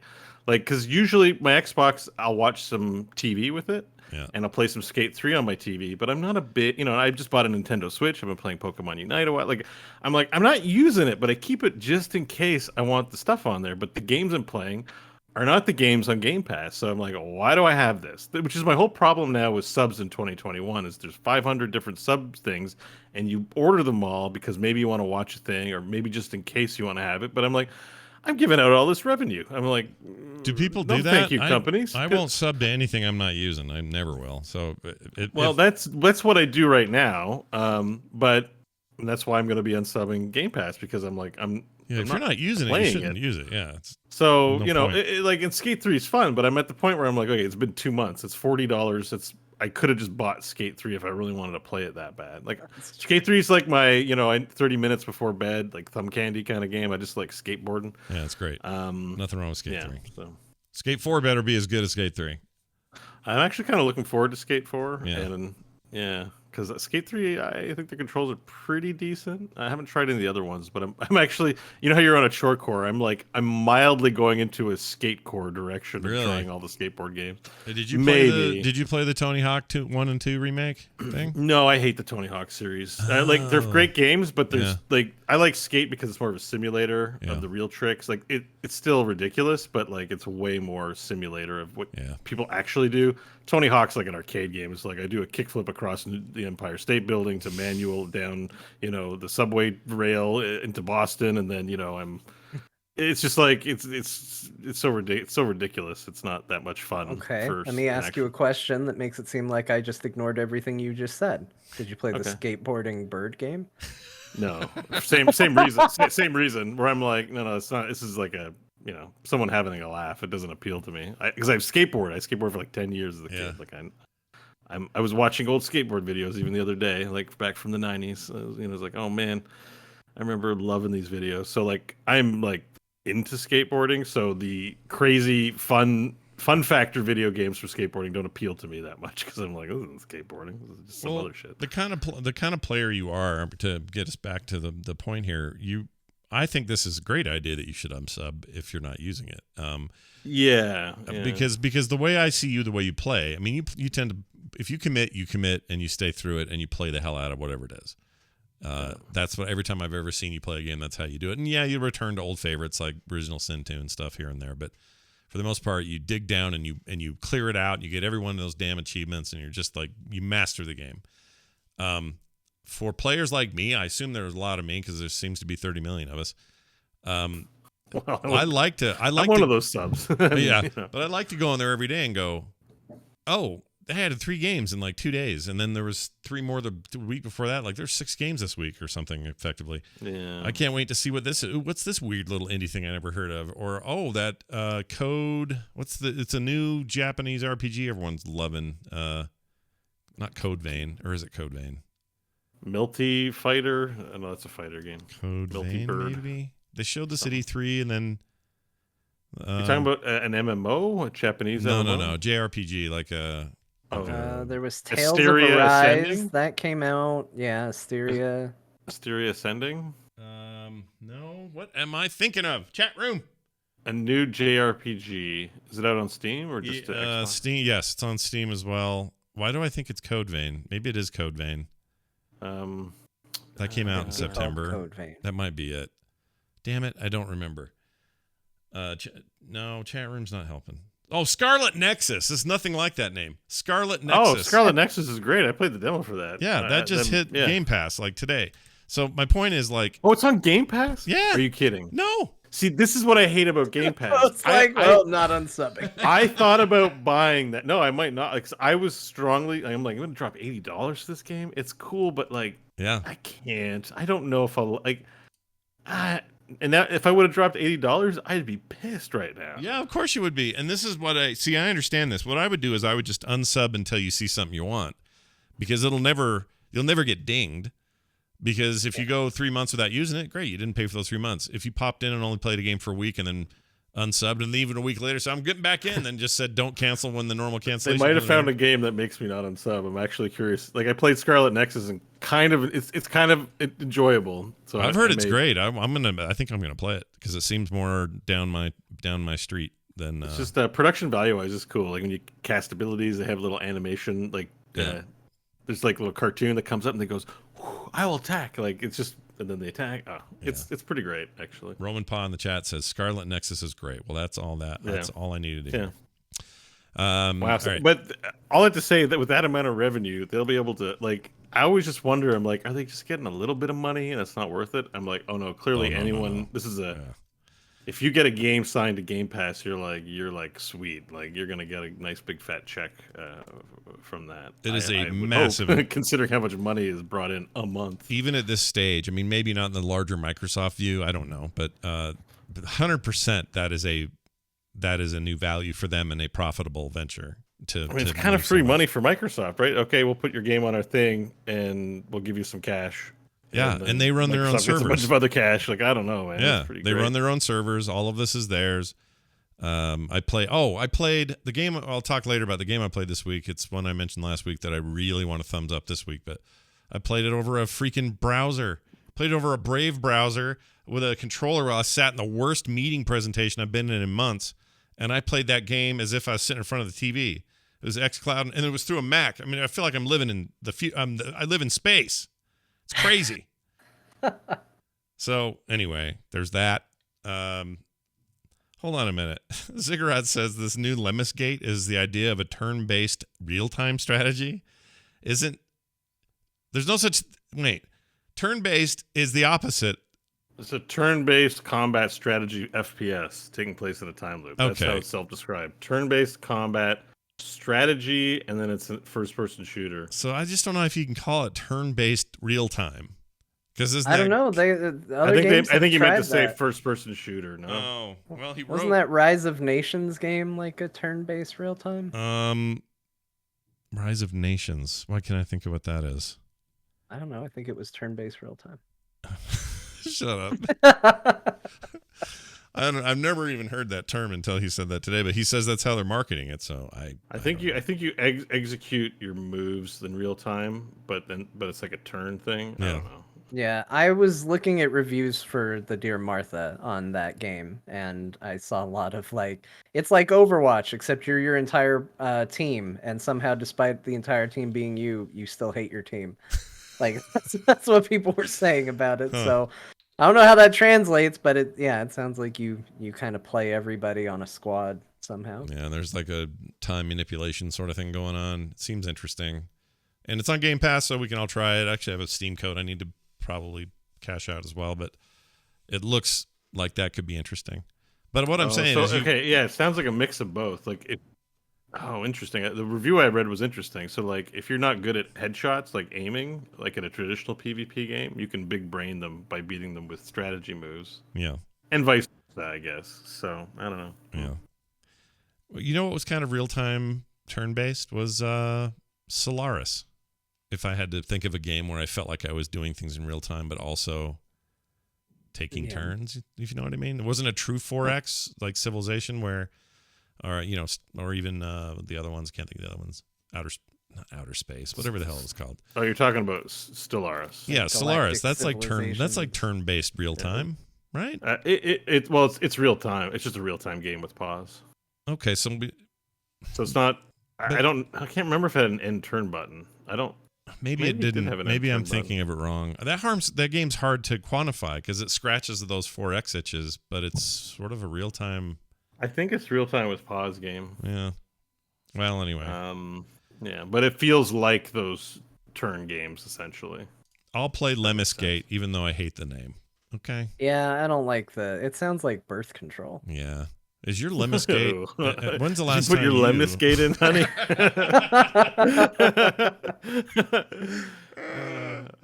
Well, if not, I've got the Lemnis. I don't know, what would the guy have? The Lemnis plug. I got that ready. Let's go. Yeah. I don't know. Yeah. Gross myself out. All right. I think we're just talking about Lemnis sex biology at this point. I think it's supposed to be like the evil corporation's name in the game. Or something. So Lemnis has some point of existing, but it doesn't ring for me as a name. Ask your doctor if you should take Lemnis today. There you go. Finally, this is a weird one. Chatterbait. If you're not familiar with that, it's basically, well, in a lot of ways, Twitch is not familiar with it. Chatterbait.com. Go find out. Go educate yourself. Yeah. Twitch is I would argue Twitch is based more on ChatterBait than the other way around because That's true. I didn't know this, but people are like, oh, did you know that like bits over here on Twitch, that's the same as these little like here's a tip, stick it in your bikini kind of style something on ChatterBait. Yeah, I mean it's a cam for it's a cam girl site basically. It kind of is cam guy like it's just a site where it's like, okay, hi, I'm going to do a private show, subs only show in 30 minutes. People will tip in bits. Like internet panhandling is a genre, and it started with porn. Like it didn't start with Twitch. Like it's been around for a long time, and because I mean that's what streaming in this weird reductive way. It's just like you could go out in the street corner and hold out your hat and say, "Please sub to my homelessness," or you can get a computer and ask people to donate money while you play games, and it's all good, no judgmental, but it's panhandling in a certain way, and because you're not really performing work and you're not getting residuals off an IP, you're just hanging out and people are giving you money so you don't run ads. It's panhandling, but you don't want the homeless guy to yell at you, right? The homeless guy's gonna be like, "I'm blah, blah, blah." You're like, "Here's $5. It's cool, I'll go away." Like it's the same. It's panhandling. I hate to break it to everyone. Yell at me. Streaming is internet panhandling for the most part. You're not wrong, but anyway. So now what? Yeah. Anyways, the news article on ChatterBait. It's a site. Oh yeah. So that's coming. You can stream video games over there. Now my understanding is you can stream any video game over there. It's not just adult video games. I kind of got sidetracked before I got to the video game section, so I can't tell you if there's a streaming section. Wait a minute. What did you get sidetracked with? There was this lady, Lily, who I clicked on her channel, and she was going to do a show in a little while, and she was listening to country music. She was British. She had a lovely British accent. She didn't show any stuff. It was going to be in the private show, and I kept the stream open for like 30 minutes and listened to her. She seemed very nice, and then I went to play Divinity. I didn't stay around for the show. I wasn't going to sign up.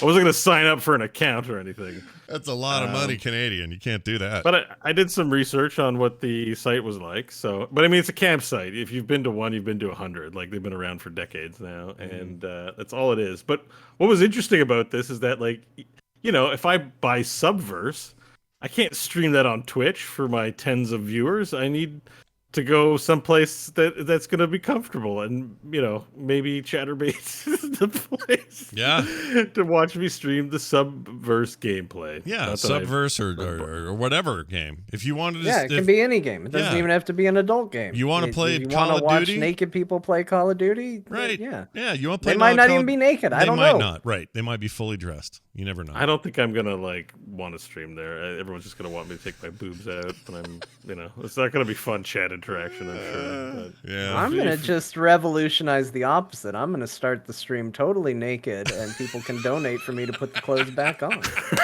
That's a great idea. I love it. That's a great idea. But I do have one serious quandary that probably none of us can answer, but I'm just curious. If already companies like Nintendo and other big IP holders, publishers and whatnot, they already get mad at players playing their games, either early breaking embargo or otherwise they just wish streaming didn't exist because they think those are all players that would have bought their game but now are just watching it, so they're just sort of, whatever. That's always been the big thing. And at any point of any day now, any video game company could go, stop streaming our stuff. And they would have to comply because technically we're all breaking copyright. It's this weird unspoken deal with the video game world and Twitch and YouTube and others where they've said in this one case it's okay because they do have data showing that more people buy games that they see them streamed. So I'm not arguing that. My whole point of this, though, is to get back around to the point, which is I've had a lot of points tonight, and I've messed them all up. So let's see if we can't do third time's the charm. No, they're great. You've done a lot of great points. Oh, I hope so. But I keep losing my thread because I go off in weird directions, and it's just a thing I do. But anyway, the point is this. Are they going to have a problem with their games now being streamed on this service? In other words, if she's playing Kirby but having a threesome while they do it, how does Nintendo feel about that? And I say them because they're already really uneasy about people streaming or YouTube channeling their games. Yeah. They already are very litigious about it. They wish it didn't exist and they'd wipe it from the earth if they could. So they've settled a bit over here, but now that it's over here And Juicy Jill is having a party with the, whatever. Juicy Jill. Oh, I didn't think of a What name. channels did you visit? Couldn't think of a name. But anyway, that's going on over there. Now what does Nintendo do? Nothing? Is it too much of a corner of the internet? No, eventually they're gonna stop. Eventually, it's like the I can't get my arms out of my sweater. Eventually. It was like watching the worst blooper of Mr. Rogers I've ever seen. Eventually, the party will be over. Like what you're saying there is like, yes, this is a free, unspoken thing. As soon as it stops being cool, it's going to stop being cool. Just like how it was cool for Blizzard to be the way it was, right? And now it's not. Eventually, yes, it's going to reach a point where somebody's going to start. Like it's already starting, right? Like part of streaming is the quid pro quo.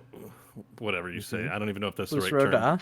But the fusroda of streaming was just like there weren't these high production things that people were doing. It was just like I'm a dude, I'm hanging at my home, I'm live streaming, I'm chatting with the audience, I'm playing a game while I do it. Like no big deal, right? And now it's like this huge industry. Yeah, there's money to be made, and Amazon owns the site that doesn't have and so now you can't just hang out and listen to your music.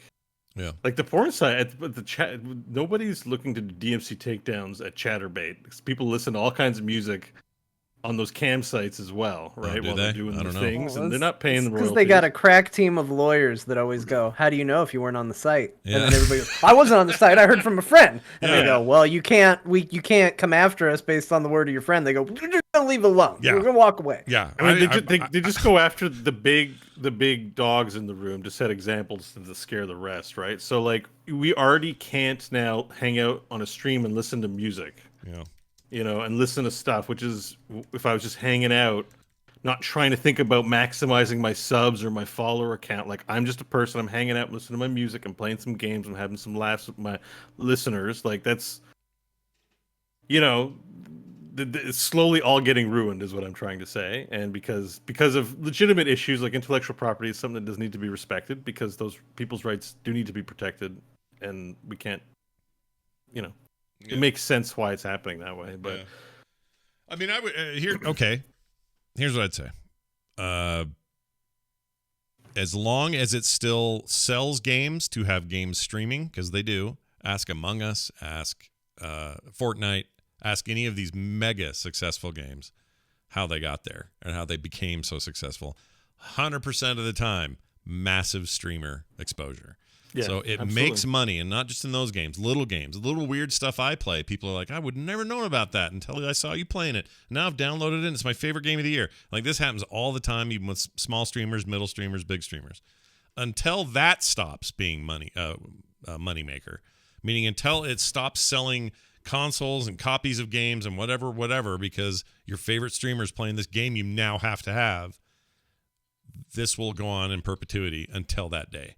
Because they don't have that data for music, and the music industry can't see it. I think they're crazy. I think the writing's on the wall, but they still fight really hard despite my belief, which is if you hear a cool song on a Twitch stream, you might go buy the album or go pick it up somewhere or get a streaming service or pay otherwise. I still think music might be a lot easier to pirate as well. Just video games figured it out, whereas the music industry is pretty still draconian and haven't really gotten with the times. Yeah, I mean the video music quality when you pirate it, it's usually pretty consistent, but the film quality is it's harder to get movies. I think still now it has to be. Even though you're like internet's better, but file size, encoding type, people put their own ads into movies and stuff. Like I think they're more under attack because the music industry is more full of bullshit than the movie industry, probably. And the games industry, right? The games industry went through a period of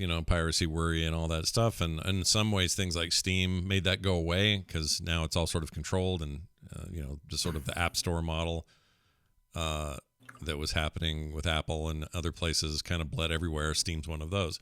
So anyway, my point is, here I go again. I got a fourth point. Is Scott going to bring it home? Is he going to swing around third base and make it all the way there? Where's the ball? I don't know. Who caught it? All right, so I'm going to try to do it. Coming back around, Scott was going to say that, that now what they've learned is even with whatever constant drip they have of loss that comes from piracy, which still exists in games, no matter what that rate is, in the end, it's still better for them to have this exposure. And they sell millions of copies of games based on that exposure alone. And if that goes away, they're kind of screwed. So they are highly motivated to keep this relationship in place. And I don't think it changes until the money changes. So that was a long way of me of saying people don't do stuff for free. That's what I meant to say. What I took away from it, though, is that Constant Drip was the name of the Chatterbait feed I watched for research purposes. You watched Constant Drip? Who is that? Yeah, I watched just a streamer. Okay. I would call a certain uncle Constant Drip, but not for those reasons. Oh, God. Not for those reasons. Not for any sexy time. He needs some Energizer to stop that. Energizer. Yeah, I'll see what I can do. All right, those are your stories. Let's get to shout out to Juicy Jill and Lily and Constant Drip. Constant Drip and Juicy Jilly now together at last. Onlyfans.com. All right, what are we doing? Oh yeah, John, it's time for you to read a review from Steam. Speaking of Steam, in the machinations of a Ken Burns documentary letter to old Martha at home during the Civil War of this great nation of ours. So I'm going to start it. You're going to do it. It's going to be great. I don't remember the game. Oh, it's Second Extinction. This is what it's got the dinosaurs in it, right? Been hearing about this. I don't know. Oh. I clicked it, and yeah, it's got dinosaurs in it for sure. Right. John didn't write this. This some kind of shooter, dinosaur shooter thing. I can't tell. I have not looked at videos yet. But anyway, let's find out this review now. My dearest Martha, I present to you my review for the video game Second Extinction. Martha, fellas, if your girl is bald, has long legs, and eats a strict vegetarian diet, that's not your girl. That's a Pachycephalosaurus. Yours in this life and the next. Gen 15. Oh, wow. That's fantastic. By the way, I'm looking at the game. It looks like a competent shootery thing. It's got dinosaurs. Yeah, what's the point of just killing? You just go around. See, you know what I want? This reminds me, and this music's helping me think of it being inspired here. I want Monster Hunter, like everyone else falls in love with it and thinks it's the greatest thing that ever happened to video games. I want to feel that way. Here's how you make me feel that way. Have that game be guns versus giant weird creatures. I don't want to melee everything anymore. I'm done. Yeah. That's it. You did a second Dear Martha. Yeah, there was a still like, my dearest Martha, I do not want to melee giant dinosaurs.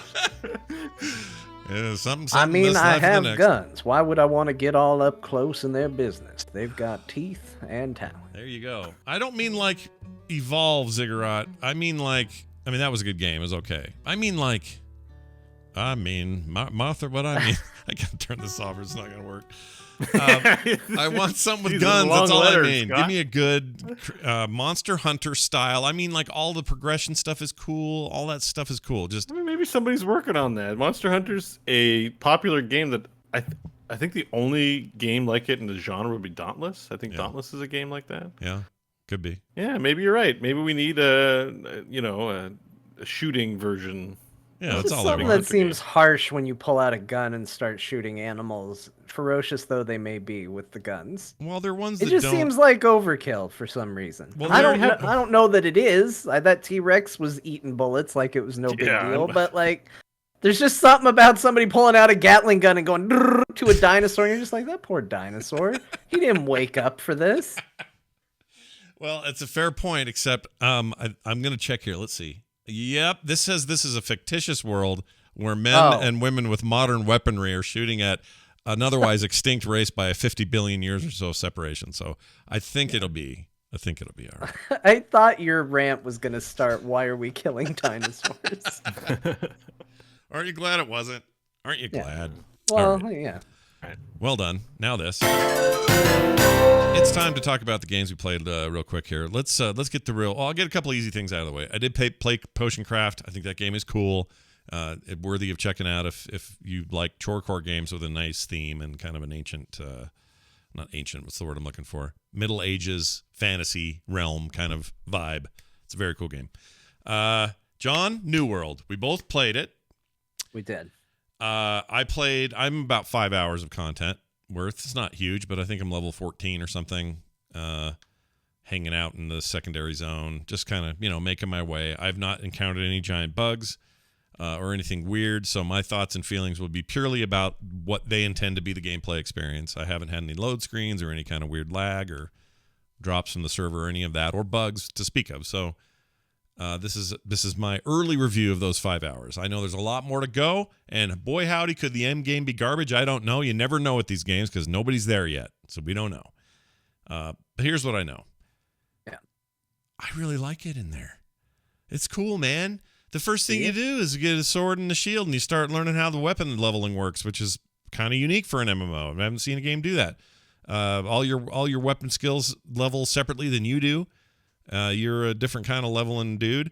You got a gear score system that's a little reminiscent of the way something like, I don't know, not Destiny so much. I don't know. I don't know what to compare it to. It was, I think it was Destiny-esque. Yeah. They give you a giant number that is essentially a gear score above all the other individual stats, as if to say this is what really matters. Yeah. So I think I'm okay Destiny with that. is a fine comparison. Yeah, and I'm fine with that particular simplification. You can kind of go nuts on base stats and tweak you have attribute points every level that you apply to yourself and all of that, which is in some ways a very old school MMO thing to do, or old school RPG thing to do.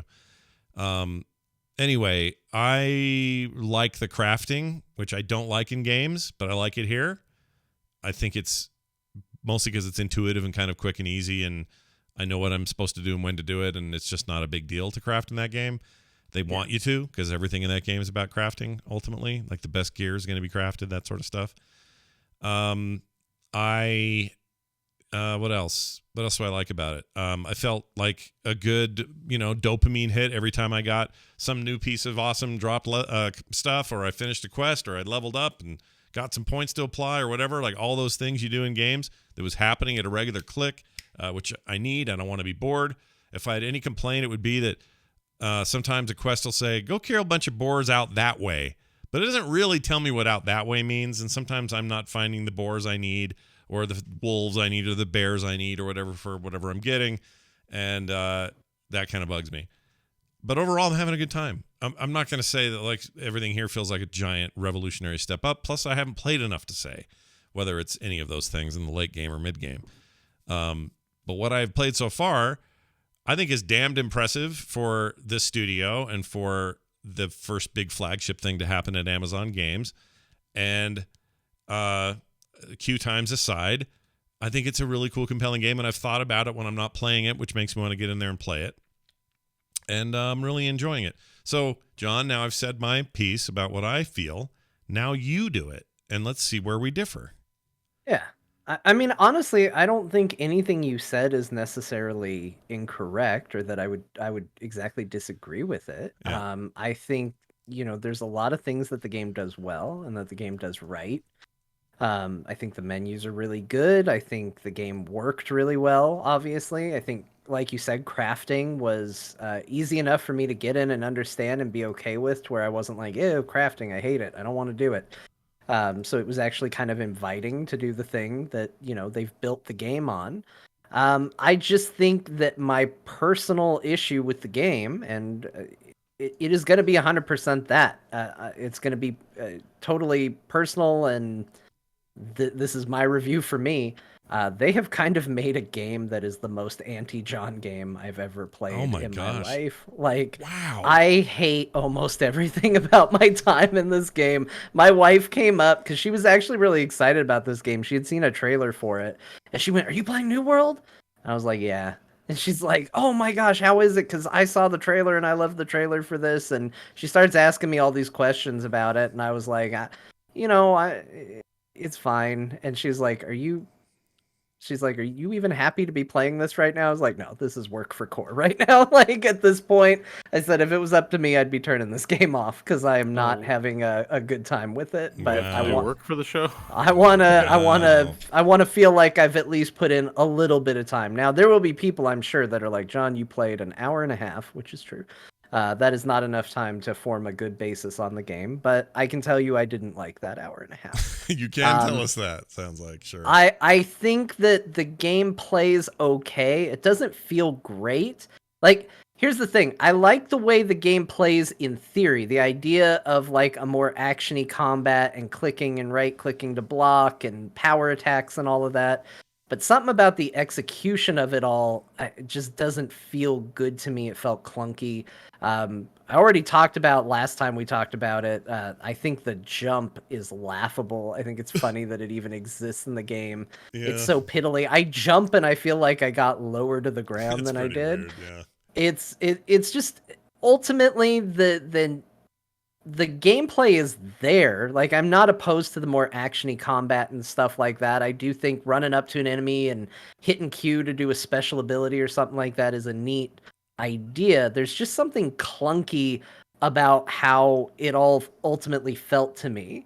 I think the art style I just hate. Like, I don't think there's any art to it. Like, it makes Elder Scrolls Online's art style look like a masterclass in art design. Like, everything is just the most bland version of whatever it could possibly be, with the exception of the dude's armor at the beginning. Like, that mask is cool. Yeah. But so far, that's about the only cool piece of art I've really seen. Every time I see a person running around, they don't look cool. They just look like a dude running around in Second Life or something like that. To me, like, it just doesn't look It just doesn't look great to me. The characterizations, I'll go ahead and agree on a point. I think that the character designs are super generic and very mannequin.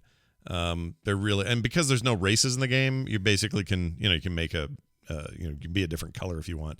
But there's no orcs, there's no elves, there's none of that. Just a bunch of humans.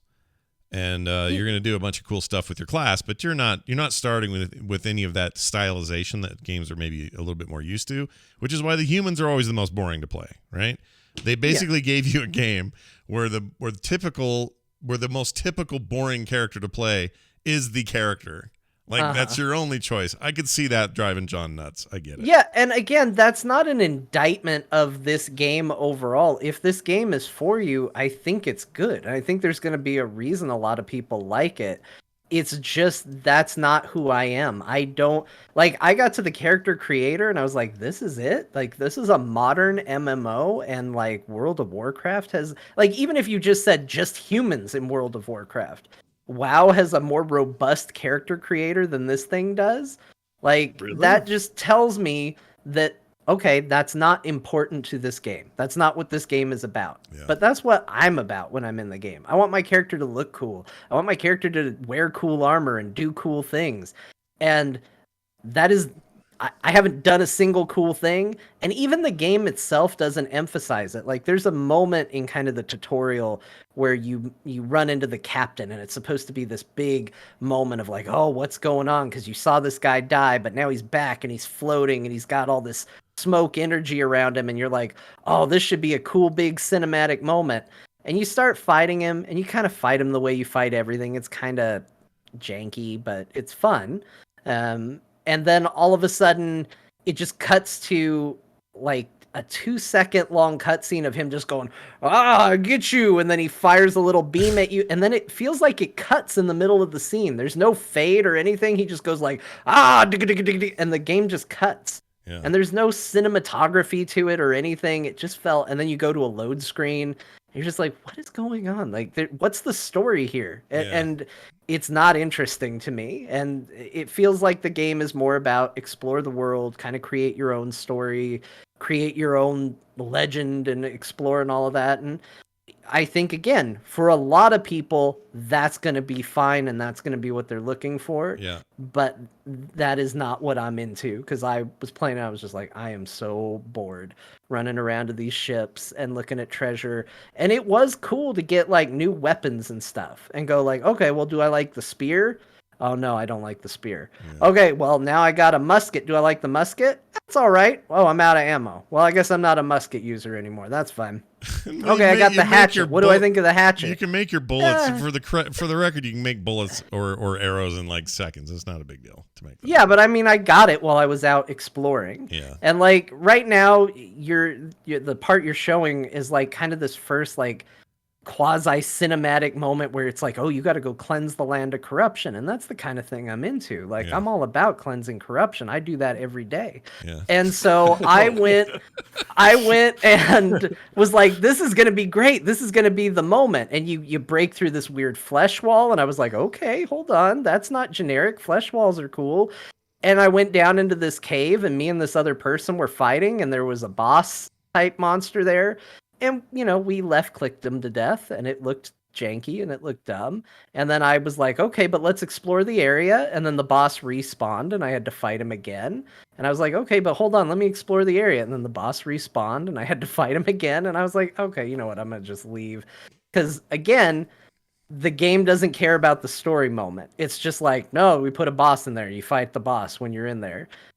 And for me, I'm like, no, it should be this cool, compelling, we fought the corruption and did this whole thing. And at the end of the day, it was just like, oh no, it was a monster cave. It's like, okay, I know what this is, and I agree with it. John is that kind of RPG player anyway. When it comes to anything, D&D, any of the other games we play, you spending all your time in character creators, playing a game for 4 hours, and restarting because something about the hair was wrong. Like, I know that about you, and I think that's great. And I think that more games should be better at that than they are, especially big, massive multiplayer games. And for all the issues we're having with Blizzard lately, I mean, no one can deny that was one of the great strengths, of Warcraft in general, is their ability to tell that story and do it with characterizations that matter and, all that stuff. They're very good at it. They're masters at it.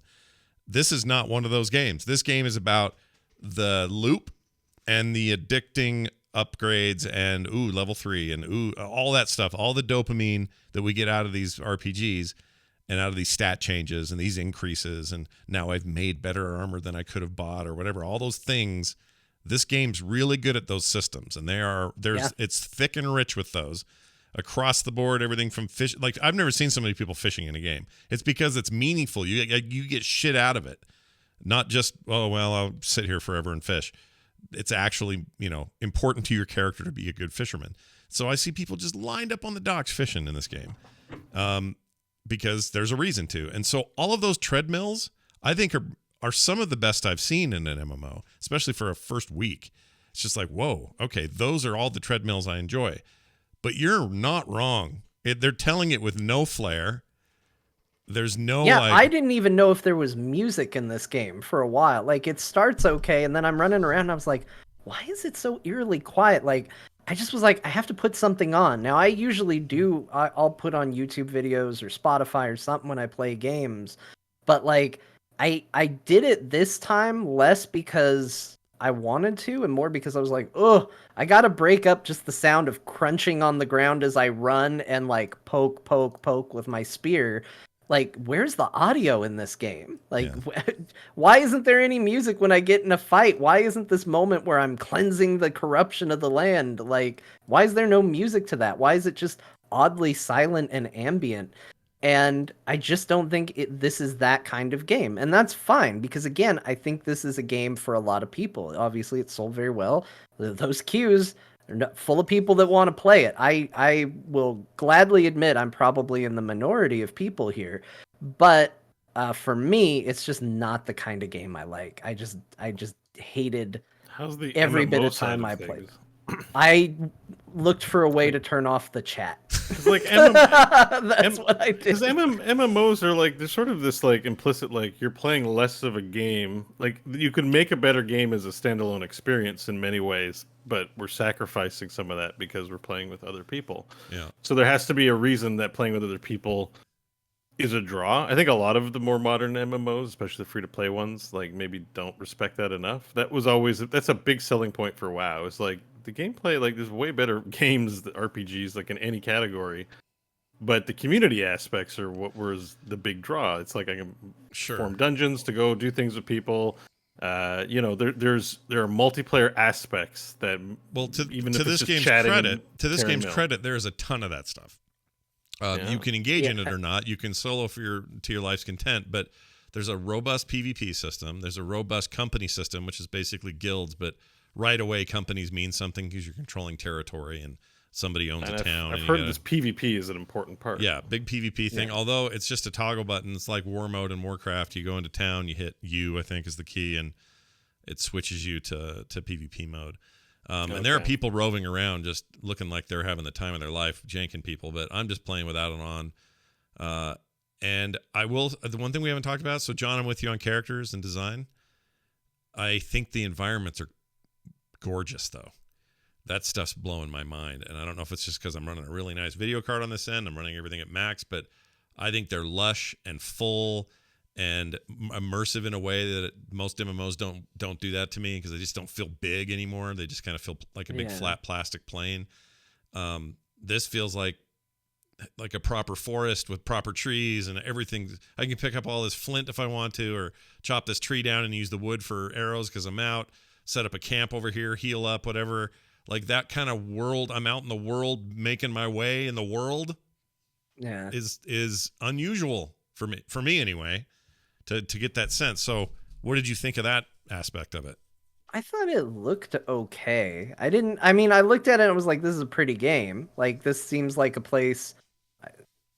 It's hard for me to say because it's very hard for me to look at something that's going for realism, which I feel like is what this game is going for. It's not going for being too fantastical. There are some fantastical elements to it, but it's not going overly fantastical. If they show you a forest, they want it to look like a forest. If they show you a cave, they want it to look like a cave. You know, like they're going for realism. And if you go for that, for me, that's fine. I've seen a lot of really nice those things in a lot of games. So I kind of tie setting and environment to the other elements as well. Like, okay, but what are we putting in here? Are there cool castles? Are there cool buildings? Are there cool monsters? Are there cool other things that make this more than just a forest, which I've seen 100 forests of? And this game didn't have that for me. And again, I'm still standing on the stupid starting beach. I haven't gone too far into the world. So, like, the video you're showing, I saw a big rock pillar with some floating rocks. And, you know, that certainly looks cooler than the shipwrecked beach that I'm on. But it's nice looking, but I wasn't blown away by it. Sure. There was a cool part where in the tutorial where you go to a hill and you overlook an environment and you kind of have that like, oh, I can go there kind of moment. And you look down and like you're kind of looking down into the trees. You're kind of looking above a forest. And I thought that looked really cool. I liked how that looked a lot. Yeah. And the corruption is like moving through the trees and stuff. I thought that looked awesome. Yeah. So it has its moments. It's just then once I got put in the tutorial world, I was like, I don't know. Now it just sort of feels like every MMO's starting zone except this one's pretty. Yeah. Like not even pretty. It's just realistic. Yeah. Like, and that's the part that's hard. Is like it looks very good, but it doesn't do anything spectacular. Right. It ticks off a lot of boxes. I'll admit that. You know. I think it's a good game for its audience. You know, even not being its audience, there are things I really like about it, which makes me think that like there really is something here. Because again, I could probably go down a list of things I don't like in MMOs, and this game is like, no, that's a priority for us. So I still found myself drawn to elements of it, and I think there is something to it. Yeah. There was something else I wanted to mention about the game. Now you have my I can't remember if it was good or bad, but now I'm doing your thing where it's like, what was it? What did I want to talk about? I mean, we're going to get some people who are just annoyed that I'm only whatever I'm in 5 hours in, that you only been to the tutorial thing. I mean, neither of us, I hope, we made it clear, but if we didn't make it clear enough, we're not approaching this saying we've had enough time in this game to 100% say anything, because there's a lot of stuff to do. It's not a review. But again, if you don't win me over in an hour and a half, like, okay, you didn't win me over in an hour and a half. Like, that's just the reality of it. All I can speak to is if people listen to me and they go, well, generally I agree with John, then, you know, maybe heed what I'm telling you. And if you generally disagree with me, you might really love it. Yeah. But I went in very much like, it has a very good opening cutscene. You've got, it sounds like the Marius guy from Diablo 2. I Yeah. feel like I was listening to him again. I think it might be him. Might be him, yeah. Talking about a cursed island, and you got, like I said, the coolest armor thing I've seen in the game is in that cutscene. It's that dude's mask. And you got this captain that's like, we're gonna go there. And it has this really neat opening premise, and then it just, for me, all the cinematic and storytelling just dropped. Yeah. And so far, most of the story is in pages in the world that you pick up and read. And if you hear that sentence and you go, you're probably not going to like this game. Yeah. Like, if story is a big emphasis and the idea of you learn the story by reading pages, if that doesn't appeal to you, I don't think it's going to be there. But if you're like, I don't really want that. I just want solid gameplay and a big open world to play around in, especially if you like gathering or crafting and stuff like that, then I think it's probably a cool game for you. Yeah, it's funny because I think I like it a lot more than you do, but I don't disagree with anything you said. I think what it's jiving for me are the systems and the loops, and right now that might just be what I'm looking for. I also think that's why Chorecore rings with me, is sometimes I just want to go through the motions. I don't want That's what story. it felt like. It felt like a Chorecore game. You're 100% right. Yeah, I'm running around clearing a map, and I like that, but I don't know why I like that. It's a weird thing with me. Like, I don't even 100% games. What I mean is, like, if you're going to keep me engaged, give me a big open world with a bunch of shit to get done. I think I do Chorecore it a little bit. Like, as much as I enjoyed the story of the last couple of Assassin's Creed games, last 3 or so, the story was never the focus for me. Like, I liked some of the story beats, but most of it was me going, yeah, you're a guy with a farm and there's something attacking at night. Okay, I'll wait around till night and take, like, I'm just playing your game. But really what I'm trying to do is just clear the shit. Like, oh, well, there's a guy out there with goats and says demons are getting them. Sweet, let's take care of that. Never have to look at that quest again, and I got the reward. Nice new boots. Moving on to the next one. Like, I am in that mode right now. For good or for ill, that's Scott right now playing games. And it's kind of sad, actually. Well, you never want it. It just doesn't sound. It's not the exciting thing. You're like, this game is awesome because, right. And it's not really when you're just like, because I get a list of things to do and I get to check them off. Yeah. It's like, oh, I don't know about that. See, I know, and that's what I'm saying. I understand why people wouldn't love that, and it sounds lame, but I really like it. Like, all the tempting games for me to play this week were all open world games where I was like, Saints Row the Third, let's go do some stupid stuff and solve some stuff and then accidentally run over 8 people in the process. Like, great, sounds good. And then I'm like, well, I could just hop into this, and I checked into that Chinese MMO I like, and just run around getting shit done. Like, I don't know what that means about me, but I really. Well, I mean, it's a relaxing activity, right? I think that's it. If it puts you in your Zen spot, that's great. But I haven't had the patience for the stories, which is funny because I'm reading comics at night. That takes patience. Like, I mean, maybe that's where your energy for that is going. Maybe that's where you're getting your story fulfillment, and you're like, well, now I just need gameplay fulfillment. You can't play a comic. Yeah, that's a really good point. What you're saying, you're playing Comic Zone for the Sega Genesis, then you are the comic. But I think your point is a good point, which is give me both, and we certainly have examples of people giving both. No matter what people may think of Guild Wars 2 this far into it, that game is all about story. And it's got big open world stuff, and it's got the task list that I'm looking for, but it's also trying to tell a story. Whether that's everyone's story or not, I don't know. But the point is they're doing it. World of Warcraft, famous for it. Other MMOs. ESO does an incredible job with its lore and its storytelling. Every minute of the thing, that's what you're doing. So They know how to do it. I don't know why this game chose not to. There are parts of me that if I had to bet money, okay, I got $100, I can just bet on something, just throw away money. Yeah. I would bet on this was originally designed as a giant open world MMO of sorts, but really it was like, hey, remember like a Rust? Survival game almost. Yeah, like remember Rust or Valheim or all these, people love those, right? Well, we're making one of those, and it's massive, and the players will be able to make companies, and like they had all these broad ideas. And I think at some point somebody said, well, I think we're just making a traditional MMO, but now we haven't put in the parts that make people care about those. And one of those things that suffered was story. I really think that might be true. Again, mechanically, I think the game has been really well thought out, and nothing spectacular maybe, but it's not broken in that way. Like, it's a good combat system. If you played ESO or other Elder Scrolls games, you're basically playing that. All that stuff. I remember what I was going to tell Bo. Oh, okay. I remembered. Finally. It took the whole time.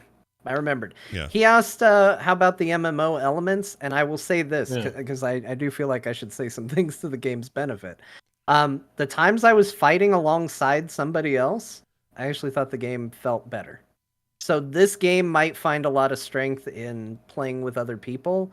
There was something cooler feeling about, like, okay, it's me and somebody else running through and doing our special attacks on the monsters versus just me by myself doing it. So to that point, I think the way the game plays and the way the combat works, I think it might actually be more fun with a group. Yeah, I'm sure Well, it I mean is. that's the only thing I've heard that makes me like not interested, but like yes, it's an MMO. You do quests, you do stuff, whatever. Like that. That to me is like not a draw for a game, right? Like so, I've been hearing this is a PvP game.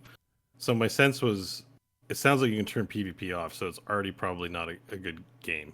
Well, you can turn Because it my off. sense You was can- that this was a territory control, armies and Right. companies battle each and other you kind don't of thing. you don't but- have to be on full time. You don't have to be full time PvP to enjoy that stuff. You can hop in and out of things. That's it's I get like I'm not saying it's bad or that it's bad if you like those things. It's just like a game has to have has focuses. Like WoW seems to be the exception where it's got a multitude of focuses that it does reasonably well.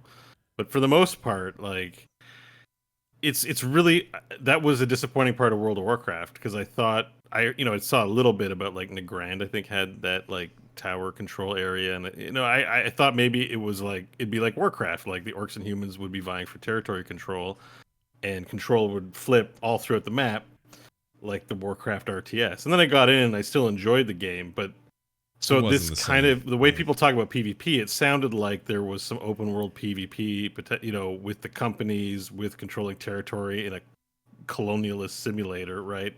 Yeah, kind of. But I'm not. I'm getting. All I'm seeing is people are like doing quests and doing the traditional MMO template stuff. Yeah. As I was saying, like, what's the interactivity in with having a ton of people? Well, Is it raids? what Is you're describing is endgame, I think, and the game does have raids. They have PvP content that is or PvE content that's group content only. They've got all that. They have PvP stuff all over the place, including just regular play. But ultimately, that control of the map and who owns what city, it has ramifications. So it's not just playing control the point. It's basically if you've taken over the middle city called Wind whatever, now all trading in that city for any of the work you're doing, which is a very heavy part of the game, making shit and selling shit, you're going to get like 20% less taxed because you control that city or whatever other benefits. I forget. And again, I'm 5 hours in, so some of this is spotty, but the idea is that it's not just simple control so you can look at a map and say, oh, the team A has it, team B better get over there. It's also economic impact. If you control 2 cities, you have access to your storage in both cities. If not, you got to go back to the one and get your shit, even when you don't control it. So they've done it. From what I can tell, that stuff's really well thought out and might have been the core of this game before they made it into whatever they made it. And it seems robust to me. Again, having not really messed with it very much, but I am now watching that control happen. Like this week, I've seen this stuff exchange hands, and the company I joined, or not company, what do you call them? Not faction, whatever they are. It's like factions that I joined is often pretty strong. I joined the Marauders, and they take over cities, or it seems to be a lot of the companies under the Marauder banner do a lot of city taking. So it benefits that's a very me. planet-side design having 3 because one can be, when 2 people are at a stalemate, the third can always disrupt things. That's why like 3 factions is good design for territory control. Games are an odd number anyways. Yeah. Yeah, that's the part about the game that I was interested in, and all I'm hearing about is, I mean, some people are saying the end game content's not that great, but like the open world PvP aspect. But if you can turn it off, then I'm like, well, they're not going all in on that, and I think you have to make that game, or else people just you don't do it, and then it's underserved because you're splitting focus on what you're trying to do with the world. Yeah, I So get it. I don't know, but like that's just it. Everyone's rushing in now. They got their reviews, their initial impressions, but what's going to really tell an MMO apart are the people that are sticking around because they have something that they enjoy about the game that we are not paying attention to because we're just doing all in the new player experience at this point. Right. So it could be a game in 6 months if it's like this is a really good open world PvP game about territory control, basically.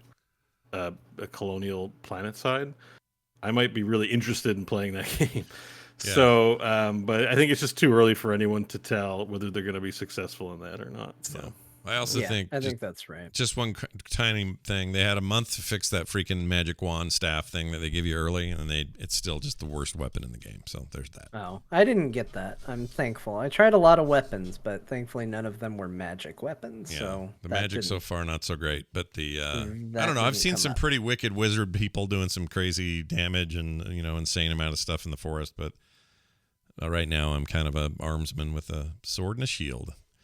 Leveling up. Yeah, I mean, that was where I landed. I didn't like that. I actually didn't like that. I liked Sword and Shield better. Like, I got my spear and I was like, yeah, because I'm thinking, you're going to do some cool spear moves. And no, you're just going to go. You're just gonna jab. That's all you do.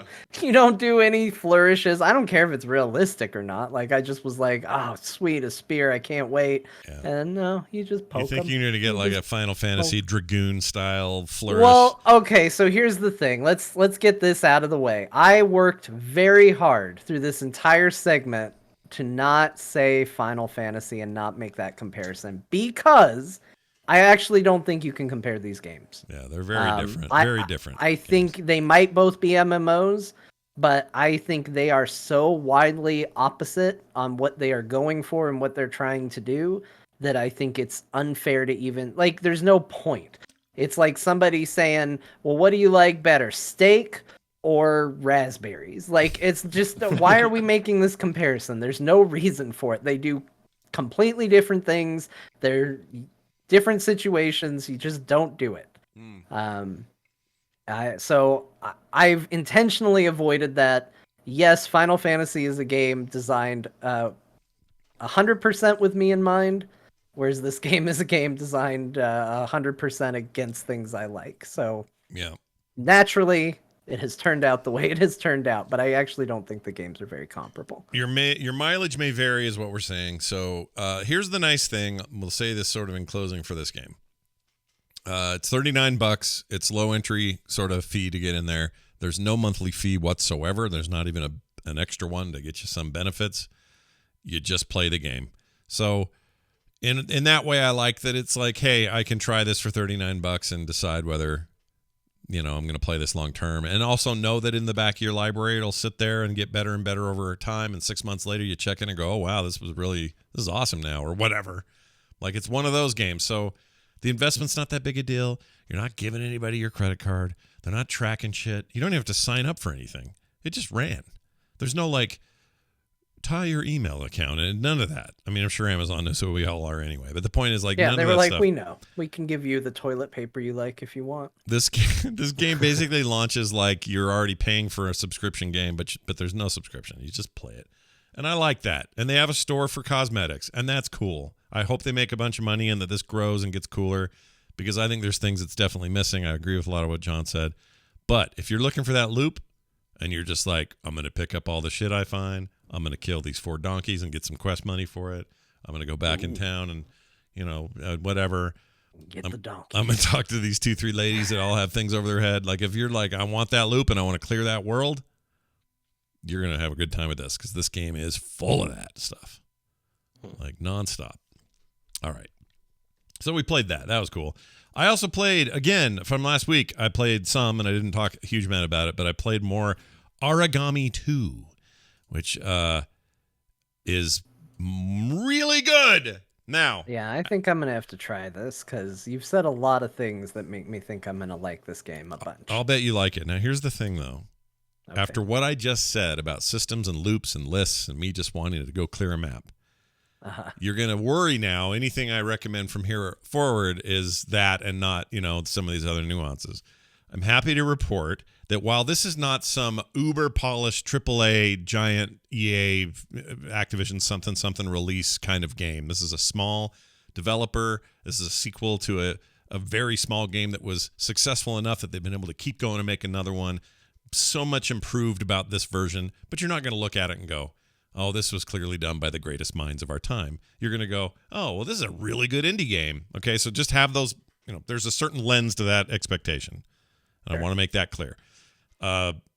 But here's what I want to say. If you're a fan of the old Tenchu games, if you liked early Assassin's Creed assassination style gameplay, stealth gameplay, and if you like feudal Japan, and if you like ninjas or any of that stuff, that sound, that kind of music, like if any of that rings your bell, and coming out of the shadows and knifing a dude and throwing him in the bushes and moving on and clearing the whole place out, that's this game. And what makes this even better is the last game was this like strictly linear kind of story thing. It was like, here you are, and you're going from area to area, and you just kind of accomplish the goals as you go.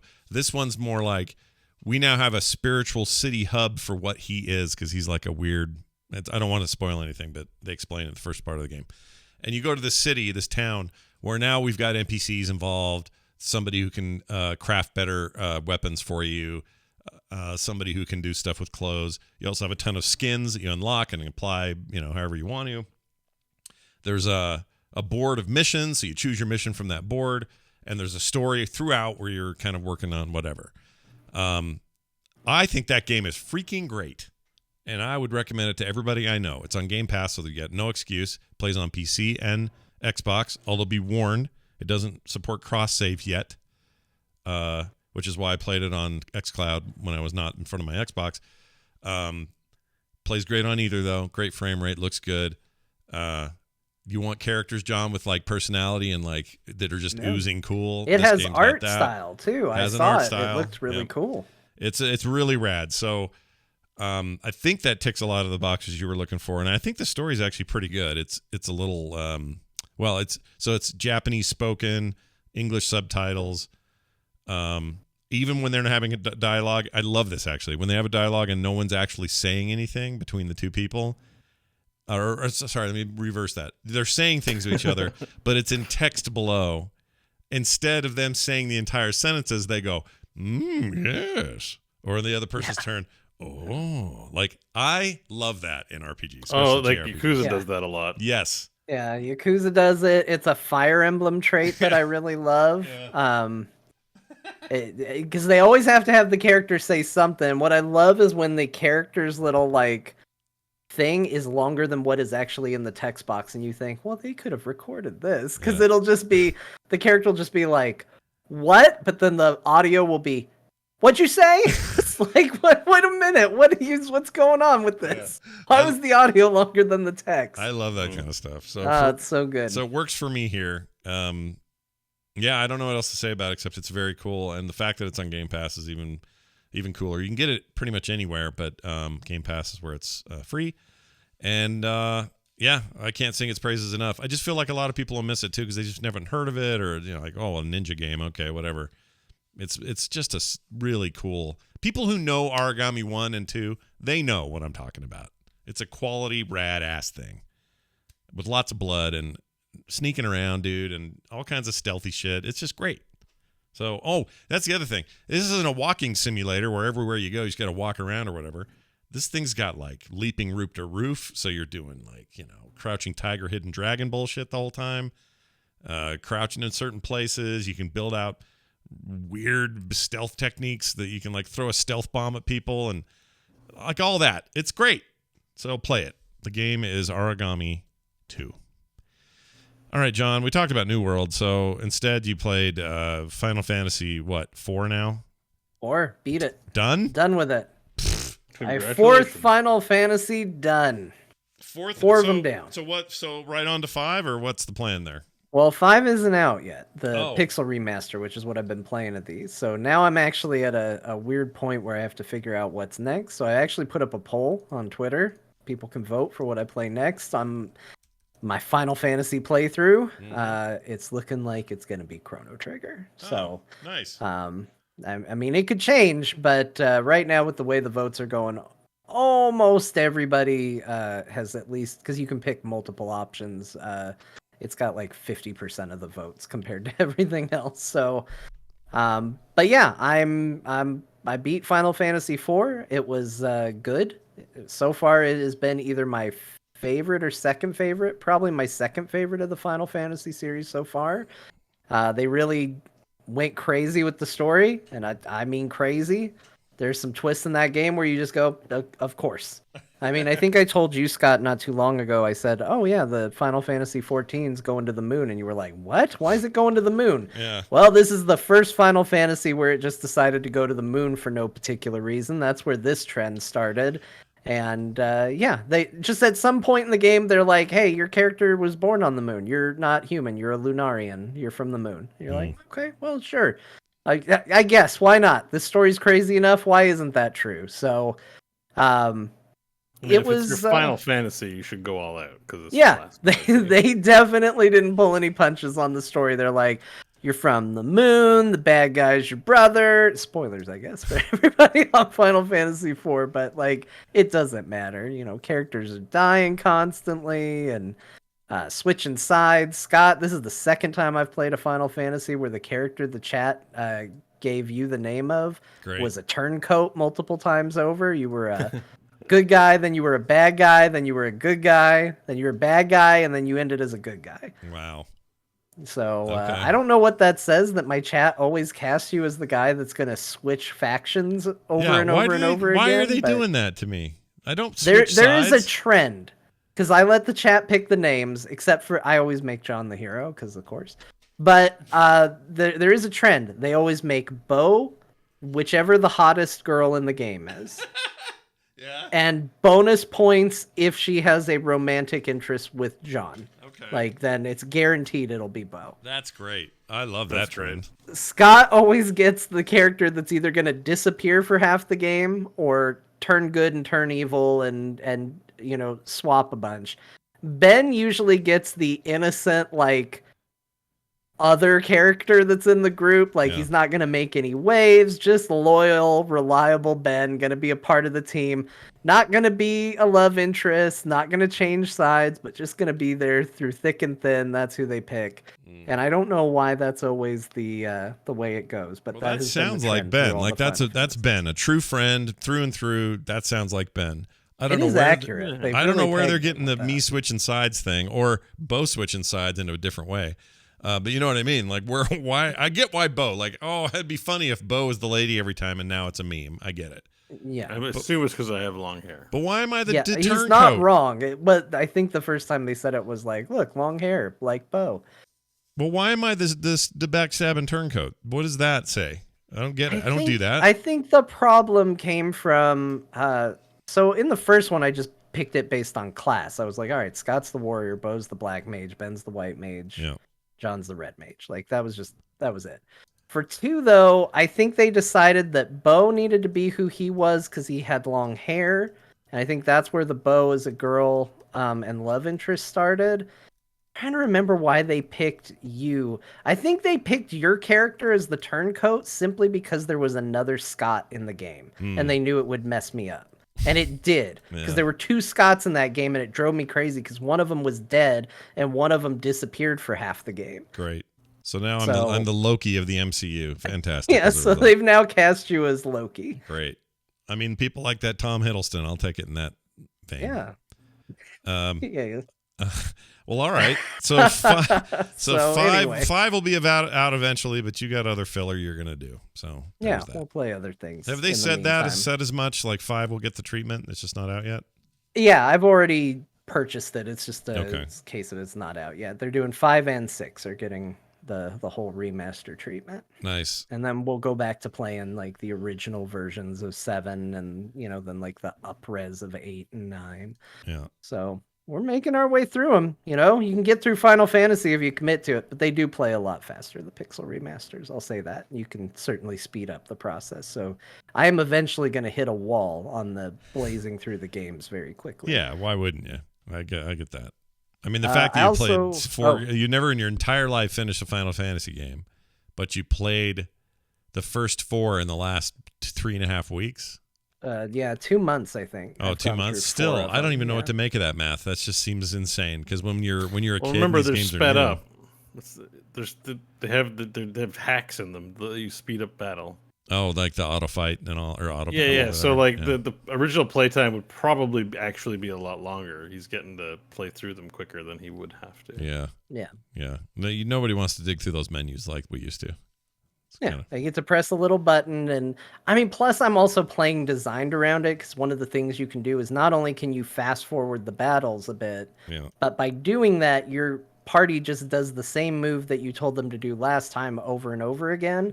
And so I've built my party with that in mind. So it's a lot of heavy attackers and just do the attack. I get a lot of people who just will cast the healing spell over and over again and just let them do it. So it's a visual novel at this point, basically. Yeah, a lot of times. Although, oddly enough, the one that is my current favorite, Final Fantasy III, the story was kind of complete garbage, but I just liked the way the game played so much that I was like, oh, this is the best one. Yeah. So that one surprised me. That's the forever balance, right? That's what they're always trying to achieve, is parity of gameplay, fun, and then the story. And it feels like Final Fantasy is always one side or the other. Like, when did they ever nail it outside the MMO, in your opinion? Is it 7? Well, I don't know. Like, because I haven't played enough. Oh, right. Yeah, that's true. 7 is the nailed it one. Yes. Okay. All right. So they got gameplay, tone, everything was right for 7. Graphics, whatever, that was a thing of its time, but I mean, the graphics were never the best, but in combat they were really cool for the time. Like, it was like the overworld. It wasn't even the overworld. It was just the characters they used, like the sprites or the model, like the really bad polygonal models. Yeah. Like, they're really bad. Sure. Well, all right then. John, tell us about these are some old pixels. Castlevania Advance Collection. How's that? Yeah, I picked that up for my Switch, although it is on PC as well, which I saw, which was nice. So I haven't played through all of them, but I played a little bit of Castlevania Circle of the Moon, which was really cool to get to play through, because that was a very early Game Boy Advance title. Yeah. And I don't know if you all remember this, but back when that game came out, nobody played it because nobody could see it. So the original Game Boy Advance didn't have a backlight, it didn't have a backlight, and nobody could see the game. Even with like one of those little lights you plugged on the top, like it was still too dark. And then even with the backlight, people were like, "Man, this game's really dark. It's hard to see." You can see it now. It's amazing. I got to play the game and actually see it. Wow. It plays a little bit more like your traditional Castlevania, like Castlevania 1 and 2. It's got the whole thing. If you get hit, your character leaps about 50 feet backwards and goes, "Oh," and it makes your life terrible. Yeah. But you got the whip. You can spin it. You can do all those things.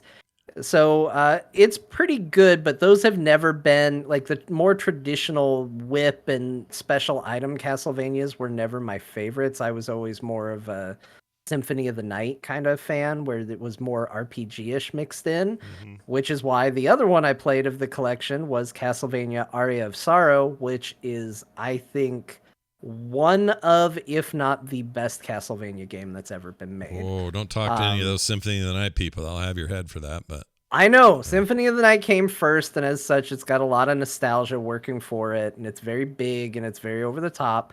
But I also think that, you know, Aria of Sorrow is a love letter to Symphony of the Night, so it's kind of a testament to how good that game is. That both those games still work really well. You collect a bunch of different weapons that do all sorts of things. You collect monster souls that kind of appear out of monsters at random that give you cool special abilities. And Aria is damn good. Like I said, if it's not better than Symphony of the Night, it's at least sitting right next to it. Right up there. Yeah. I It remember has a hearing that. super cool Everybody story. I knew who played it was like, that was the one they said you have to play, and I never did. Yeah. But maybe I want to. You should. Yeah. You should play it. You should get this collection. You should play it. It's very good. It plays like that. It has one of my favorite jokes around a weapon in a video game. I thought it was very clever. Yeah. So one of the weapons you can get in the game is Excalibur. And you think like, okay, cool. I'm going to have an awesome sword, a very powerful sword, right? Yeah. And I got it, and it appears in my inventory as a blunt weapon.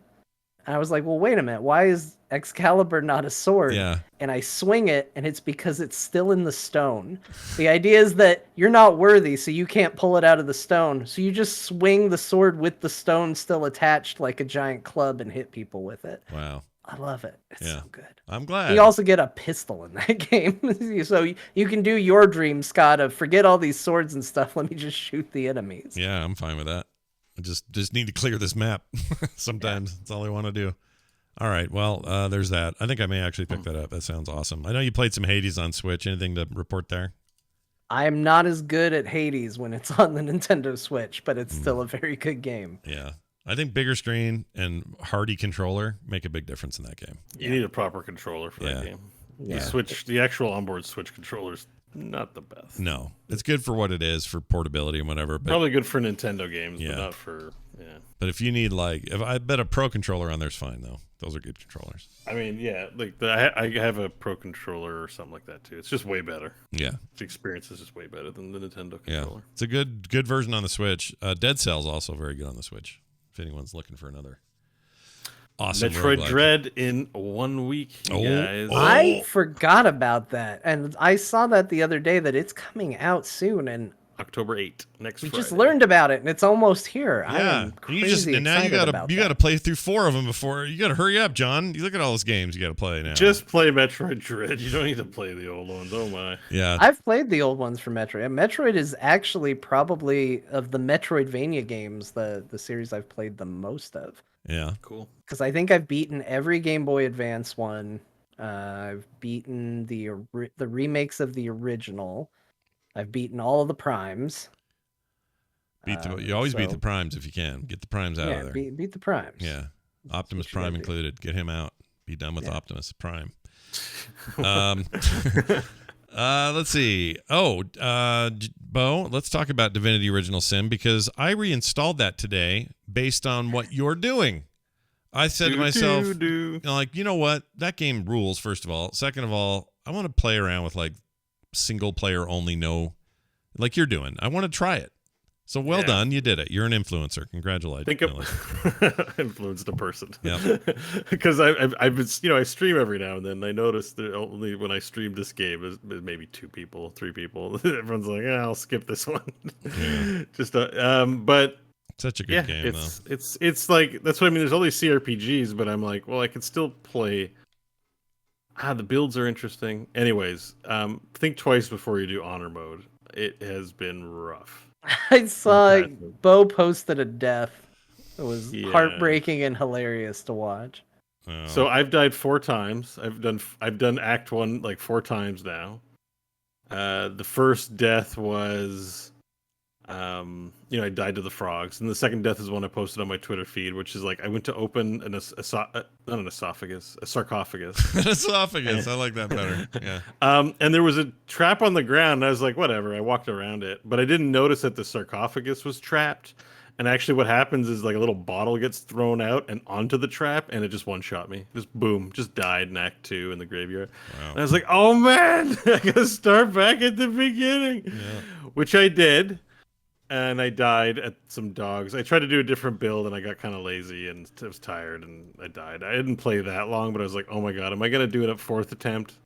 Yeah. I am on the 4th attempt. Yeah. I'm in Act 2. I'm as far as I've ever gotten, but it is stressful. I actually died today, but I got the Fallen Idol of Rebirth, and thankfully, it wasn't another attack after getting the thing, so I lived, but I was like, oh man! It's really annoying solo and honor mode, because you have to basically go in and kill something and then leave the fight, and then go in and kill something and leave the fight. So I'm not going to recommend honor mode unless you want the challenge, which I do, but it's you've really got to think about what you're doing.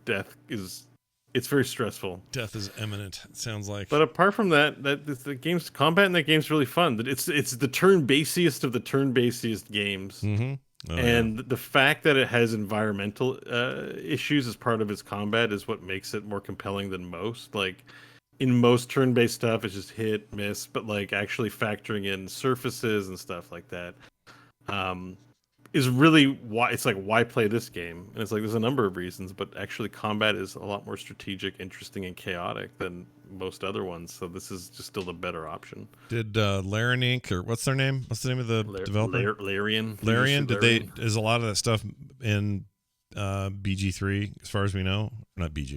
I played it. Yeah, BG3. Baldur's Gate 3. Yeah. I'm hoping play that. I didn't really see surfaces. I only played through a couple hours in the beginning. I didn't see surfaces, but it definitely had the Larian feel. Like, it definitely feels like you can do weird. You're going to be able to do weird things with that game, but it probably will stick closer. I don't know, to D&D. Maybe not. D&D like rules change things like mobility and. I assume. Yeah, like even they combined. I can't remember. They combined disengage and a different ability together in 2, and according to player feedback, they didn't like it, so they made those changes. They're really listening to the players and the feedback they're getting on the game and making those changes. Yeah. And it felt like a Larian game. Like, movement feels like it's unique to the game, but you move around and fight in pretty much the same way. But it's less of a. I think mechanically, it's hard to say because it was early in the game. I don't know if surfaces and the science of surfaces is going to be as much of a thing in this game per se. Right. That'd be cool if they could sort figure of out a way. But they're going to make another yeah. Divinity. I mean, there's going to be a third. That Divinity the game was so good. Yes, they're making Baldur's Gate 3, but it's not going to be the last Divinity game you're ever going to play. Oh no, I hope not. I can't. They think could of a just reason take why that not. engine and just make a new game. I think it would do really well with new encounters and like, you know what I mean? Like, they don't have to reinvent the wheel to make another Divinity game. I was always thinking, I'm like, why don't they sell this engine to people to make CRPGs with? Yeah, you know what I mean? Like, well, that's they did back in the day. The what was that game called? Anyway, the one that BioWare basically co-developed. They started selling it. Not selling it. Yeah, I know what you mean. They had a name for it. I can't whatever remember it was. but Yeah, it had a name. It was a certain kind of something engine. And if you were going to make things like, I don't know, what's the one where that's super sad all the time and the guy's dead on the dead plane all the time? What's Planescape Torment? Planescape Torment. That's it. He's a dead guy on a plane. Yeah. Anyway, I got there. It was enough of a hint. It took me a second to even hear it myself, but that used a modified version of that engine. So yeah, like in a modern context, I think it'd be so cool to have. We played in like that world in our D&D campaign, right? On There Will Be Dungeons. Yeah, I mean, basically, yeah. That City of Doors. That's where that game takes place. And yeah, that's right. That's where we went. I loved it there until I became a heart, and then it was a problem. Well, you lost some of your body, but you grew it back. A lot of it. You lost everything except your heart. Yeah, everything but heart. And that's kind of where I got the idea a little bit for doing that, because in that game, there's that skull guy, right? He's just a skull head that floats around, and he's one of your. Yeah, I was like, well, we'll make you just your heart. Yeah. And anyways, listen to our D&D podcast. Yeah, it's real good. Oh, Sir John Card, Infinity Engine. That is correct. Infinity. Yeah, there you Engine. go. Yeah. So it just feels like Larian has that, anyways. Like they could. I feel like we're gonna see some more. We should at least see another Divinity, if anything. I hope so, because those guys are great. Okay, let's get to this email. That's a good question. Got a quick email here from Andy W., who is a attorney at law somewhere in Tennessee. Oh. Yeah, that's a big deal. At law. So we got like a real pro writing in. He says, "Hey Scott, Bo, and John, love the show and love the trinity of gaming shows offered by the Frog Pants Network. They offer so much in the way of game reviews from people whose opinions I can trust." Oh, very nice. What if he likes New World, John? Now he won't trust you. That's fine. No, that's fine. No, I think my opinion on New World is completely right for anybody that thinks exactly like me. I do too. That's actually something go. I wish was more in reviews when somebody is having a personal thing with the game, meaning how like you in this case, like these things bug you, but they're bugging you because you are who you are and you like what you like. Doesn't feel like reviews take that into account very often. Or try well, to. I think the problem is they try to pretend. They try not to, right? Yeah. Yeah, they try to pretend that it's objective. You're right. Yeah. And it's why you get people that are, like major Dota fans playing Heroes of the Storm and going, it's not Dota. At the end of the day, you like what you like. Yeah. So, I think that's why podcasting is so good for learning people's tastes, because I think you almost have to know who your reviewer is, whether you trust them or not. Yeah. There's people who review stuff that I think they're amazing video game reviewers and journalists and all of that, but I would never listen to their recommendations because they like games that I 100% don't like and hate games that I love. So that just tells me where on the spectrum to be. Yep. I mean, reviewing games is kind of dumb. Like, if I had to review chess, I'd say it's like the worst low-res trash ever invented. But like, It's a world-renowned game that people love. Like, it's just like reviewing is so dumb. It's not a movie where it's like, I had an experience. Did I like it or did I not like it? Yeah. It's like, it's super subjective. Like, did you get anything out of this game? Yes. The next person's like, no. How do you? It's just to sell newspapers. Yeah, that's why reviewers exist. So what we do is we talk in a different way, and now we exist. Well, that's how you find out if a game's for you. You hear someone and you're like, I'm like that person. That person didn't like it, so I probably won't. Like, it's not a review. It's just, it is a review, I guess. I don't know. You know what I mean? It's a form of review. I don't know. What are reviews anyway? It's all garbage in the end. Yeah. Here's this email. I would say we do criticism, probably. Sure, more we than do. review. Yeah, we critique. Sure, and we try to lay our biases out whatever they may be, and then talk around them. Here's this one. Oh, no, I'm still reading it, so we're not very far in it. He says, that brings me to what I wanted to ask about. There are so many games out there right now, and the question from Richard on last week's show was right on point when he asked, how do you decide what you're going to play on any given day? So my question is, would you consider offering patrons a tier for a service as a gaming concierge? Here's what I mean. So we'll think about this idea. You already talk and review a bunch of games every week, and it's super helpful. But I find my Steam wish list gets loaded with a bunch of games that I've heard you talk about, and I can't remember why I added it to the list or what specifically you said that made a game something I would be interested in trying. This is where the concierge service could come up. For a specified tier for patrons, you could offer an emailed newsletter with some recommendations what to play each month with multiple short write-ups, each from one of the three of you. You could have different categories or genres if you'd like, and perhaps some more, or put someone in charge of a category or genre. For instance, Bo could be in charge of the binge-worthy games, as he is oftentimes in games for long stretches of time, or John could be in charge of the mobile games because JK LOL. Yeah, we'll put John in charge of mobile. Easy article to write every time. Yeah, I love it, though. I love that he went there. Says, I don't know about other listeners, but if a newsletter like this were offered by the core crew, I would happily sub to that tier of the Patreon page. There are just too many games and so little time for me to play them all, and I can't always remember what you said about a game or why you might like them. Having a newsletter or reference would be great. Thanks for all you do and the laughs you give us. No problem, Andy, and best of luck in your law job. Here's what I would say. Good luck with that. Yeah, good luck with that job. Hope it pays off for you, bud.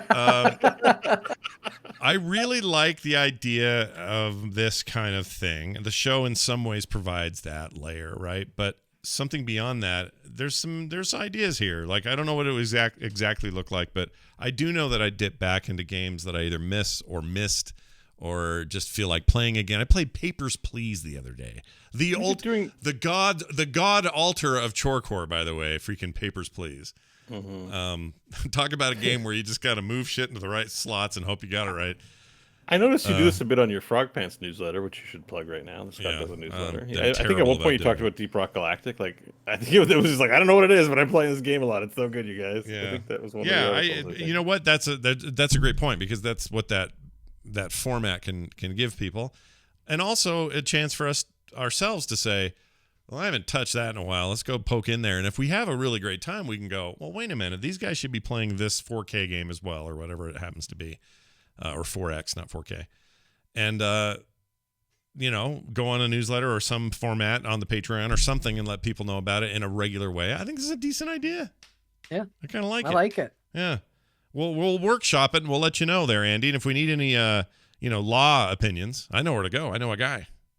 He's a lawyer named People Andy. get mad about this episode for some reason and try and sue us. We're coming to you first. We'll do your newsletter idea for some pro bono law work. That's right. That's right.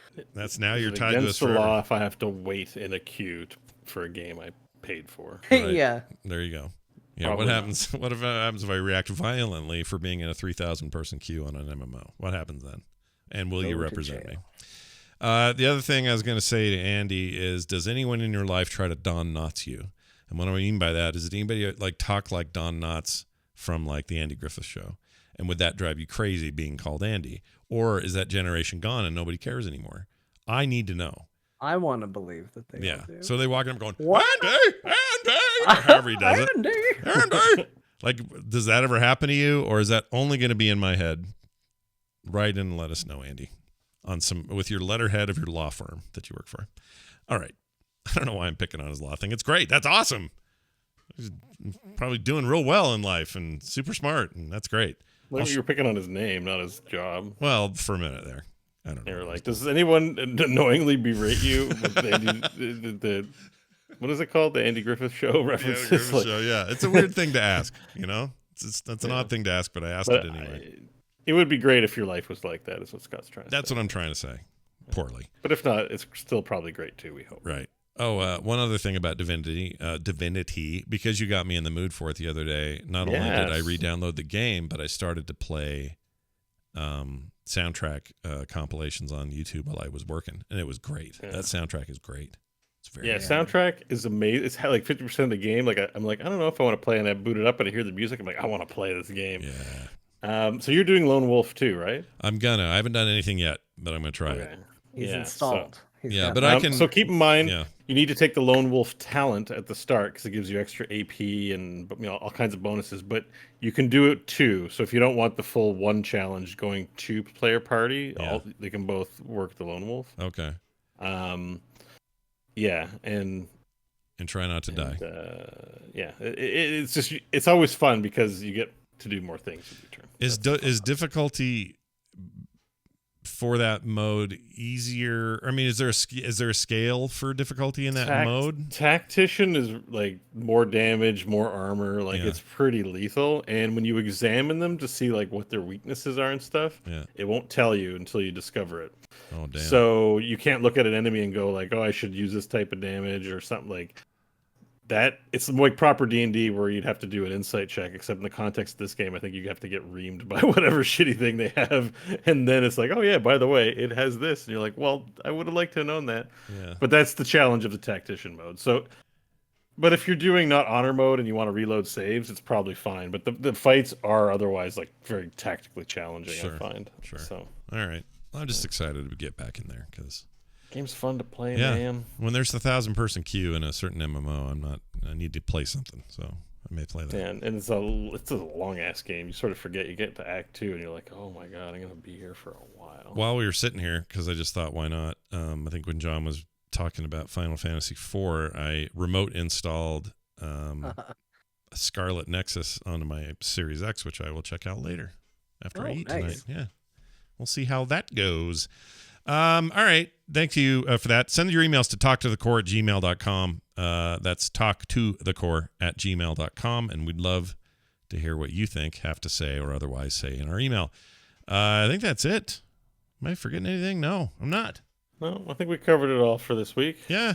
Except I'd say this. I'd say, look, that whole Patreon thing we talked about earlier, if we end up doing something, then you need to be in there to get it. So head on over there to get it. We got a new month rolling around tomorrow. Or no, today's the last day of the month. So tomorrow's the first of a brand new month. Perfect time to get in at patreon.com/core show.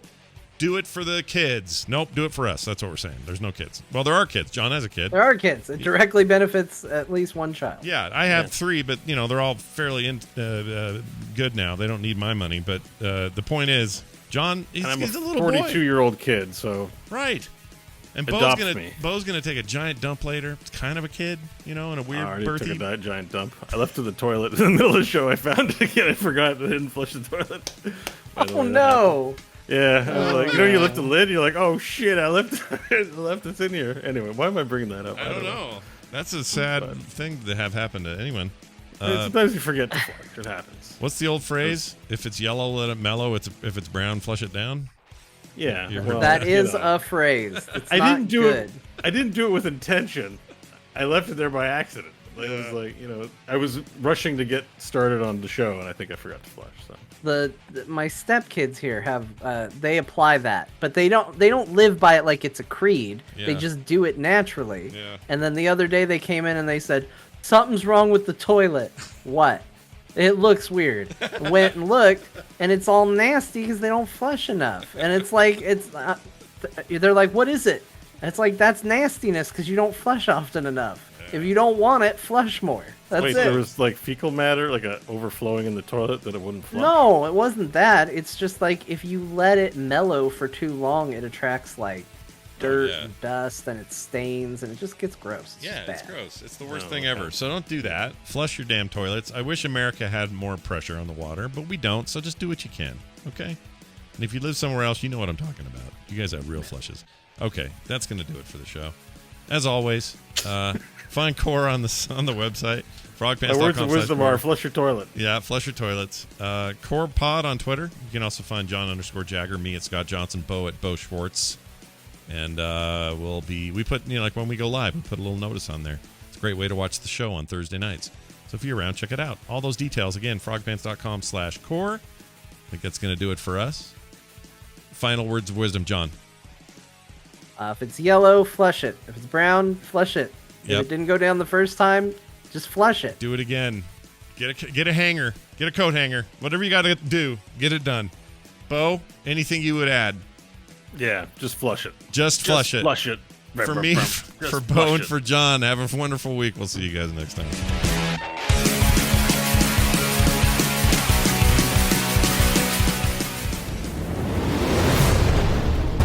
This show is part of the Frog Pants Network. Yes. Get more at frogpants.com.